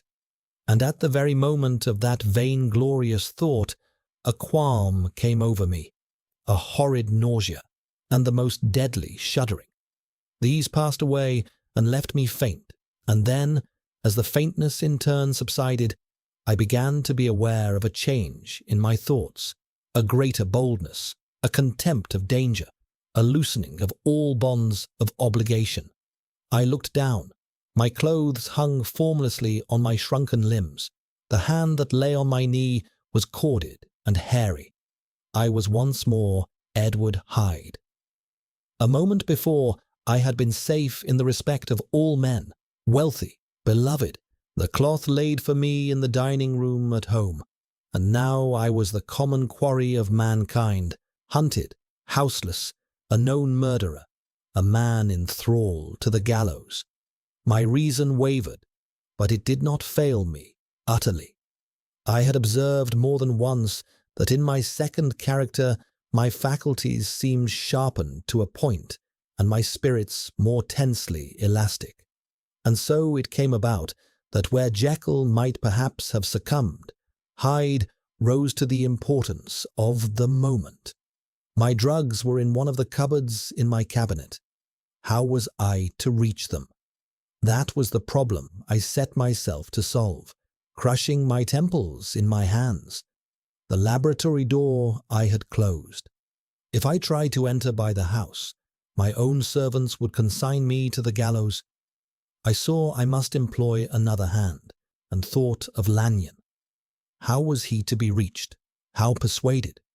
Supposing I escaped capture in the streets, how was I to make my way into his presence? And how should I, an unknown and displeasing visitor, prevail on the famous physician to rifle the study of his colleague, Dr. Jekyll? Then I remembered that one part of my original character remained to me. I could write in my own hand, and once I had conceived that kindling spark, the way I must follow became lighted from end to end. I arranged my clothes as best I could, hailed a passing cab, and drove to a hotel in Portland Street, whose name I happened to remember. At my appearance, which was indeed comical enough, however tragic a fate those garments covered, the driver could not conceal his mirth. I gnashed my teeth upon him with a gust of devilish fury, and the smile withered from his face, happily for him, yet more happily for myself, for in another instant I would certainly have dragged him from his perch. At the inn, I entered with so black a countenance that the attendants trembled. Not a look did they exchange in my presence. They obsequiously took my orders, led me to a private room, and brought me what I needed to write. Hyde in danger of his life was a creature new to me, shaken with inordinate anger, strung to the pitch of murder, lusting to inflict pain. Yet the creature was astute. He mastered his fury with a great effort of will, composed his two important letters, one to Lanyon and one to Poole, and sent them out with instructions that they be registered so that he might have actual proof of their being posted. After that, he sat all day over the fire in the private room, gnawing his nails. There he dined, sitting alone with his fears, the waiter visibly quailing before his eye. And when night had fully come, he set forth in the corner of a closed cab, and was driven to and fro through the streets of the city. He, I say. I cannot say I. That child of hell had nothing human. Nothing lived in him but fear and hatred. When at last, thinking the driver had grown suspicious, he discharged the cab and ventured on foot, attired in his misfitting clothes, marked out for observation in the midst of the night's foot passengers, these two base passions raged within him like a tempest. He walked fast, hunted by his fears, chattering to himself, skulking through the less frequented streets, counting the minutes that still divided him from midnight. Once a woman spoke to him, offering, I think, a box of matches. He struck her in the face, and she fled. When I came to myself at Lanyon's, the horror of my old friend perhaps affected me somewhat. I do not know. It was at least but a drop in the sea compared to the abhorrence with which I looked back on those hours. A change had come over me. It was no longer the fear of the gallows, it was the horror of being Hyde that racked me. I received Lanyon's condemnation partly as in a dream, and it was partly in a dream that I came home to my own house and got into bed. I slept after the prostration of the day in a deep and unbreakable sleep that not even the nightmares wringing me could break. I awoke in the morning shaken and weakened, but refreshed. I still hated and feared the thought of the brute that slept within me, and I had not forgotten the appalling dangers of the day before. But I was once more at home in my own house and close to my drugs, and the gratitude I felt for my escape shone so strong in my soul that it almost rivaled the brightness of hope. I was stepping leisurely across the courtyard after breakfast, drinking in the chill of the air with pleasure, when I was seized again with those indescribable sensations that heralded the change. I had just enough time to gain the shelter of my cabinet before I was once again raging and freezing with the passions of Hyde.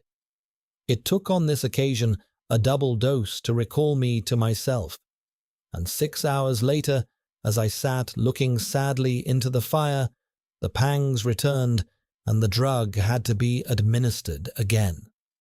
In short, from that day forward, it seemed only by a great muscular effort, and only under the immediate stimulation of the drug, that I was able to wear the countenance of Jekyll. At all hours of the day and night I would be taken with the premonitory shudder. Above all, if I slept or even dozed for a moment in my chair, it was always as Hyde that I awakened. Under the strain of this continually impending doom and the sleeplessness to which I now condemned myself, beyond what I had thought possible to endure, I became a creature eaten up and emptied by fever, languidly weak in body and mind, occupied by a single thought, the horror of my other self. But when I slept, or when the virtue of the medicine wore off, I would leap almost without transition, for the pangs of transformation grew daily less marked, into the possession of a mind brimming with images of terror, a soul boiling with causeless hatreds, and a body that seemed not strong enough to contain the raging energies of life. The powers of Hyde seemed to have grown with the sickliness of Jekyll, and certainly the hatred that now divided them was equal on each side. With Jekyll, it was a thing of vital instinct. He had now seen the full deformity of that creature who shared with him some of the phenomena of consciousness and was co-heir with him to death. And beyond these links of community, which in themselves made the most poignant part of his distress, he thought of Hyde, for all his energy of life, as something not only hellish, but inorganic. This was the shocking thing, that the slime of the pit seemed to utter cries and voices, that the amorphous dust gesticulated and sinned, that what was dead and had no shape should usurp the offices of life. And this too, that this insurgent horror was knit to him closer than a wife, closer than an eye, lay caged in his flesh, where he heard it mutter and felt it struggle to be born, and at every hour of weakness and in the confidence of slumber, prevailed against him and deposed him out of life. The hatred of Hyde for Jekyll was of a different order. His terror of the gallows drove him continually to commit temporary suicide and return to his subordinate station of a part instead of a person. But he loathed the necessity. He loathed the despondency into which Jekyll had now fallen, and he resented the dislike with which he was himself regarded. Hence the ape-like tricks he would play me, scrawling blasphemies in my own hand on the pages of my books, burning the letters and destroying the portrait of my father. Had it not been for his fear of death, he would long ago have ruined himself in order to involve me in the ruin. But his love of life is wonderful. I go further. I, who sicken and freeze at the mere thought of him, when I recall the depth and passion of this attachment, and when I know how he fears my power to cut him off by suicide, find it in my heart to pity him. It is useless to prolong this description, and the time awfully fails me. No one has ever suffered such torments. Let that suffice. And yet even to these, habit brought, not alleviation, but a certain callousness of soul, a certain acquiescence of despair. And my punishment might have gone on for years but for the last calamity, which has now fallen and has finally severed me from my own face and nature. My provision of the salt, which had never been renewed since the date of the first experiment, began to run low. I sent out for a fresh supply and mixed the draught. The effervescence followed, and the first change of colour, but not the second. I drank it, and it had no effect. You will learn from Poole how I have had London ransacked. It was in vain. I am now persuaded that my first supply was impure, and that it was that unknown impurity which gave the draught its power. About a week has passed, and I am now finishing this statement under the influence of the last of the old powders. This, then, is the last time, short of a miracle, that Henry Jekyll can think his own thoughts or see his own face, now so sadly altered in the glass. Nor must I delay too long to bring my writing to an end, for if my narrative has so far escaped destruction, it has been by a combination of great prudence and great good luck. Should the throes of change take me in the act of writing, Hyde will tear it in pieces. But if some time shall have elapsed after I have laid it by, his wonderful selfishness and his confinement to the present moment will probably save it once again from his ape-like spite. The doom that is closing on us both has already changed and crushed him. Half an hour from now, when I shall again and forever put on that hated personality, I know how I shall sit shuddering and weeping in my chair, or continue, with the most strained and fear-struck ecstasy of listening, to pace up and down this room, my last earthly refuge, giving ear to every sound of menace. Will Hyde die upon the scaffold, or will he find the courage to release himself at the last moment? God knows. I am careless. This is my true hour of death, and what is to follow concerns another than myself. Here then, as I lay down the pen and proceed to seal up my confession, I bring the life of that unhappy Henry Jekyll to an end. You've been listening to The Strange Case of Dr. Jekyll and Mr. Hyde by Robert Louis Stevenson in a modern, updated edition from Updated Works. If you would like to read or listen to other updated works, visit updatedworks.com.